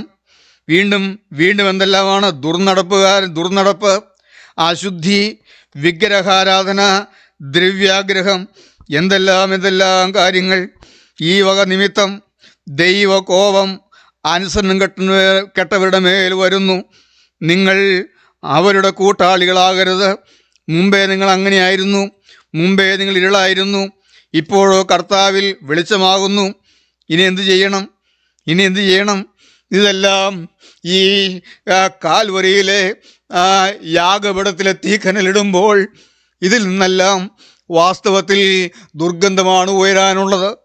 എന്നാൽ ഒരു പാപിയായ മനുഷ്യൻ, അശുദ്ധനായ ഒരു മനുഷ്യൻ, ദ്രവ്യാഗ്രഹിയായ ഒരു മനുഷ്യൻ, ദുർനടപ്പുകാരനായ ഒരു മനുഷ്യൻ, അത്യാഗ്രഹക്കാരനായ ഒരു മനുഷ്യൻ, പൊട്ടച്ചൊല്ലും കളിവാക്കും പറയുന്നതായൊരു മനുഷ്യൻ, ചേർച്ചയല്ലാത്തത് മാത്രം ജീവിതത്തിലുള്ള, ഒരു ദൈവത്തിന് ചേരാത്തത് മാത്രം പ്രകൃതങ്ങളിലുള്ള ഒരു മനുഷ്യൻ കാൽവറിയിലേക്ക് കടന്നു ചെന്ന്, ദൈവത്തിൻ്റെ യാഗപീഠത്തിലേക്ക് കടന്നു ചെന്ന്, ക്രിസ്തു തന്നെത്താൻ ദൈവത്തിന് സൗരഭ്യവാസനയായി തന്നെത്താൻ അർപ്പിച്ച കാൽവറിയിലേക്ക് കടന്നു ചെന്ന് ആ യാഗപീഠത്തിൽ നിന്നും തീക്കനൽ വാരി അവൻ്റെ ജീവിതത്തിന് ധൂപകലശത്തിലേക്ക് ഇടുമ്പോൾ, ആ തീക്കനലിൽ ഇതെല്ലാം കത്തുമ്പോൾ ഇതെല്ലാം സൗരഭ്യവാസനയായി മാറുമെന്ന് ക്രിസ്തുവിൻ്റെ അരികിൽ പാപമോചനം നേടുമ്പോൾ, ക്രൂശിൻ്റെ അരികിലേക്ക് കടന്നു വരുമ്പോൾ, ഏത് കൊള്ളരുതാത്തവനാണെങ്കിലും ആ അശുദ്ധനെ വിശുദ്ധനെന്ന് മുദ്ര കുത്തുന്ന ഒരു യാഗപീഠമാണിത്. ഒരശുദ്ധൻ ഇവിടെ വന്നാൽ അവൻ വിശുദ്ധനായി മടങ്ങുന്ന രംഗമാണത്. ശീമോനത് പിടികിട്ടുകയില്ല, ശീമോനത് മനസ്സിലാവുകയില്ല. പട്ടണത്തിലേക്കും പാപിനിയായവൾ, അകൃത്യം മാത്രം ചെയ്തവർ, കൊള്ളരുതായ്മകൾ മാത്രമുള്ളവൾ, അവൾ വിശുദ്ധയായി മടങ്ങുന്ന പ്രമാണം അത് ശീമോന് പിടികിട്ടുന്നതല്ല, അത് ശീമോന് മനസ്സിലാകുന്നതല്ല.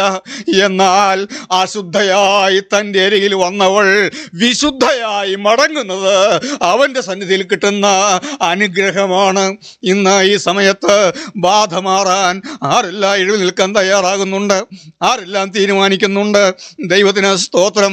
ഏറെ കാര്യങ്ങൾ എൻ്റെ മനസ്സിലേക്ക് വരുന്നുണ്ട്. ഫിനഹാസിൻ്റെ തീഷ്ണത, സ്കറിയായുടെ ധൂപം ദൈവം അവസരം തരുന്നുവെങ്കിൽ പിന്നീട് ഞാൻ പറഞ്ഞുകൊള്ളാം. ദൈവത്തിന് സ്തോത്രം. ദൈവമക്കളെ, ഇന്ന് ഈ ഒരൊറ്റ കാര്യം മാത്രം, ഈ ബാധ മാറുന്നതിന് വേണ്ടി യാഗപീഠത്തിൻ്റെ അരികിലേക്ക് വന്ന് ജീവിതമാകുന്ന ധൂപകലശത്തിൽ യാഗപീഠത്തിലെ തീക്കനൽ വാരിയിട്ട് ഒരു സൗരഭ്യവാസനയായി മരിച്ചവർക്കും ജീവിച്ചിരിക്കുന്നവർക്കും ഇടയിൽ പോയി ഒന്ന് നിൽക്കുവാൻ, ക്രിസ്തുവിന് വേണ്ടി നിൽക്കുവാൻ, രക്ഷിക്കപ്പെടുന്നവർക്കും നശിച്ചു പോകുന്നവർക്കും ഇടയിൽ ഞങ്ങൾ ദൈവത്തിന് ക്രിസ്തുവിൻ്റെ സൗരഭ്യവാസനയാകുന്നു എന്ന് അപ്പോസ്തലൻ പറഞ്ഞതുപോലെ എൻ്റെ ജീവിതം, ഞാൻ ഇരുളായിരുന്നു, മുൻപ് ഇരുളായിരുന്നു, എന്നാൽ എന്നെ വിളിച്ചു, എന്നെ വേർതിരിച്ചു.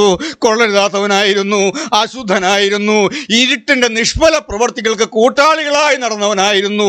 എന്നാൽ ഇനി അതിലൊന്നും കുടുങ്ങിപ്പോകാതെ ഞാനിതാ മാറുന്നു. ഇനി ഞാൻ ഈ വഴി വിട്ട് മാറുന്നു. ഇനി എൻ്റെ ജീവിതം ഞാൻ ഏൽപ്പിക്കുകയാണ്.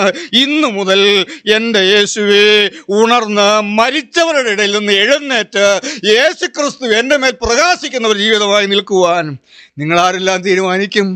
അപ്പോസ്തലൻ്റെ ഉള്ളം നിറയുന്നുണ്ട്, അപ്പോസ്തലൻ്റെ ഹൃദയം തുടുക്കുന്നുണ്ട്. അപ്പോസ്തലൻ വീണ്ടും ഉള്ളു തുറന്ന് പറയുകയാണ്, ആകയാൽ ദൈവമക്കളെ, ക്രൂസിൻ്റെ അരികിലേക്ക് വന്നവരെ, രക്ഷയിലേക്ക് വന്നവരെ, ഇരുട്ടിൽ നിന്ന് വെളിച്ചത്തിലേക്ക് വന്നവരെ, ഇനി നിങ്ങൾ സൂക്ഷ്മതയോടെ ജീവിക്കണം കേട്ടോ. സൂക്ഷ്മതയോടെ, അജ്ഞാനികളായിട്ടല്ല ജ്ഞാനികളായിട്ടത്രേ നടക്കുവാൻ നോക്കുവിൻ. ഇത് ദുഷ്കാലമാകയാൽ സമയം തക്കത്തിൽ ഉപയോഗിച്ചു കൊള്ളുവിൻ. ബുദ്ധിഹീനരാകാതെ കർത്താവിൻ്റെ ഹിതം ഇന്നതെന്ന് ഗ്രഹിച്ചുകൊള്ളുവിൻ. വീഞ്ഞു കുടിച്ച് മത്തരാകരുത്, അതിനാൽ ദുർനടപ്പുണ്ടാകുമല്ലോ. ആത്മാവ് നിറഞ്ഞവരായി സങ്കീർത്തനങ്ങളാലും സ്തുതികളാലും ആത്മീക ഗീതങ്ങളാലും തമ്മിൽ സംസാരിച്ചും നിങ്ങളുടെ ഹൃദയത്തിൽ കർത്താവിന് പാടിയും കീർത്തനം ചെയ്തും നമ്മുടെ കർത്താവായ യേശു ക്രിസ്തുവിൻ്റെ നാമത്തിൽ ദൈവവും പിതാവുമായവന് എല്ലായ്പ്പോഴും എല്ലാറ്റിനു വേണ്ടിയും സ്തോത്രം ചെയ്തു കൊള്ളുവിൻ. ക്രിസ്തുവിൻ്റെ ഭയത്തിൽ അന്യോന്യം കീഴ്പ്പെട്ടിരിപ്പിൻ. തലകളെ വണക്കാം, കണ്ണുകളെ അടയ്ക്കാം. അന്ന് ബാധ വന്നപ്പോൾ, കോരഹിൻ്റെ മത്സരത്തിൽ ബാധ വന്നപ്പോൾ, അഹറോൻ മോശ കൽപ്പിച്ചതുപോലെ ധൂപകലശമെടുത്ത് യാഗപീഠത്തിലെ തീക്കനൽ ധൂപകലശത്തിൽ വാരിയിട്ട് ധൂപവർഗവുമിട്ട് ധൂപകലശവുമായി ജനത്തിൻ്റെ നടുവിലേക്ക്, സഭയുടെ നടുവിലേക്ക് ഓടി. മരിച്ചവർക്കും ജീവിച്ചിരിക്കുന്നവർക്കും ഇടയിൽ ധൂപകലശവുമായി നിന്നപ്പോൾ ബാധയടങ്ങിയെങ്കിൽ ധ്യാനിക്കുന്ന ദൈവം ഇതിലെ ആരെല്ലാം കാൽവറിയിലേക്ക് വരുന്നുണ്ട്, ആരെല്ലാം ദൈവകോപത്തിയിൽ വെന്തെരിഞ്ഞ ദൈവപുത്രന് യാഗമായി തീർന്ന ദൈവത്തിൻ്റെ യാഗപീഠത്തിൻ്റെ അരികിലേക്ക് വരുന്നുണ്ട്. തീക്കനൽ വാരിയിട്ട് കൊള്ളുക. അശുദ്ധിയിലേക്കും കൊള്ളരുതായ്മകളിലേക്കും എല്ലാം കത്തിച്ച് കളയുന്നവൻ്റെ, എല്ലാം ഇല്ലാതെയാക്കുന്നവൻ്റെ യാഗപീഠത്തിലെ തീക്കനിൽ നിന്ന് ആരെല്ലാം വാരിയിടും? ദൈവപുത്രൻ്റെ ആ യാഗപീഠം, തൻ്റെ പുത്രനെ അറക്കാൻ സ്വർഗമൊരുക്കിയ യാഗപീഠം കാൽവറി ക്രൂശ് തുറന്നു കിടക്കുകയാണ്. ഇന്ന് കാൽവറിയുടെ വാതിൽ തുറന്നു കിടക്കുന്നു. ധ്യാനിക്കുന്ന ദൈവം ഇതിലേ, നിന്റെ പ്രാർത്ഥന ദൈവം കേൾക്കണമെങ്കിൽ, ഉപവസിക്കുന്ന ദൈവം ഇതിലേ, നിന്റെ ഉപവാസത്തിൽ ദൈവം പ്രസാദിക്കണമെങ്കിൽ, സ്വർഗം കടാക്ഷിക്കണമെങ്കിൽ, ഇന്ന് രാജാവിൻ്റെ ചെങ്കോൽ എസ്തേറിൻ്റെ നേരെ നീണ്ടതുപോലെ നിന്റെ മേൽ ദൈവപ്രസാദം നീണ്ടു വരണമെങ്കിൽ, ദൈവപ്രസാദം ഇറങ്ങണമെങ്കിൽ, ദൈവം പ്രാർത്ഥന കേൾക്കണമെങ്കിൽ യാഗപീഠത്തിൻ്റെ അരികിലേക്ക് വരിക. ഇന്ന് പുതിയ വാക്കുകളെ പറയുമോ? പുതിയ തീരുമാനങ്ങളെ പറയുമോ? കർത്താവേ, ഈ യാഗപീഠത്തിലെ തീക്കനൽ എൻ്റെ ജീവിതമാകുന്ന ധൂപകലശത്തിലേക്ക് ഞാൻ വാരിയിട്ട് എല്ലാം കത്തിമാറി ഒരു പുതിയ മനുഷ്യനായി എൻ്റെ യേശുവിന് വേണ്ടി ഇനിയുള്ള കാലം ജീവിച്ചിരിക്കുന്നവർക്കും മരിച്ചവർക്കുമിടയിൽ, രക്ഷിക്കപ്പെടുന്നവർക്കും നശിച്ചു പോകുന്നവർക്കുമിടയിൽ ദൈവത്തിന് ക്രിസ്തുവിൻ്റെ സൗരഭ്യവാസനയായി നിൽക്കാൻ ഞാനിതാ എന്നെ തന്നെ സമർപ്പിക്കുന്നു. ആര് തീരുമാനിച്ചു? കരുണയുള്ള കർത്താവേ, ഞങ്ങളെ സ്നേഹിക്കുന്ന വാഴ്ത്തപ്പെട്ട സ്വർഗീയ പിതാവേ, ഞങ്ങൾക്ക് നൽകി തന്ന ഈ അനുഗ്രഹിക്കപ്പെട്ട അവസരത്തിനായി സ്തോത്രം. ഞങ്ങളെ കേൾപ്പിച്ച ജീവൻ്റെ ആലോചനകൾക്കായി ഞങ്ങൾ നിന്നെ സ്തുതിക്കുന്നു. എല്ലാവരെയും അനുഗ്രഹിക്കണമേ, എല്ലാ മഹത്വത്തോടും എടുക്കണമേ. യേശുവിൻ്റെ നാമത്തിൽ പ്രാർത്ഥിക്കുന്നു. കൃപയോടെ കേൾക്കണം പിതാവേ, ആമേൻ. ദൈവത്തിന് സ്തോത്രം, ദൈവത്തിന് മഹത്വം. ഇപ്പോൾ വയനാട്ടിലുള്ള മിസ്റ്റർ RK കുര്യാക്കോസ് ചേട്ടൻ ആശീർവാദം നൽകി ഈ ശുശ്രൂഷ അവസാനിക്കുന്നു. സ്തോത്രം. ബാറക്കുമാർ പിതാവാം ദൈവത്തിൻ്റെ സ്നേഹവും ഏകജാതനാം പുത്രൻ്റെ കൃപയും പരിശുദ്ധ റൂഹായുടെ സംബന്ധം സഹവാസവും കൂട്ടായ്മയും നാം എല്ലാവരോടും കൂടെ ഇപ്പോഴെപ്പോഴും എല്ലാ നാളും ഉണ്ടായിരിക്കട്ടെ. ആമേൻ.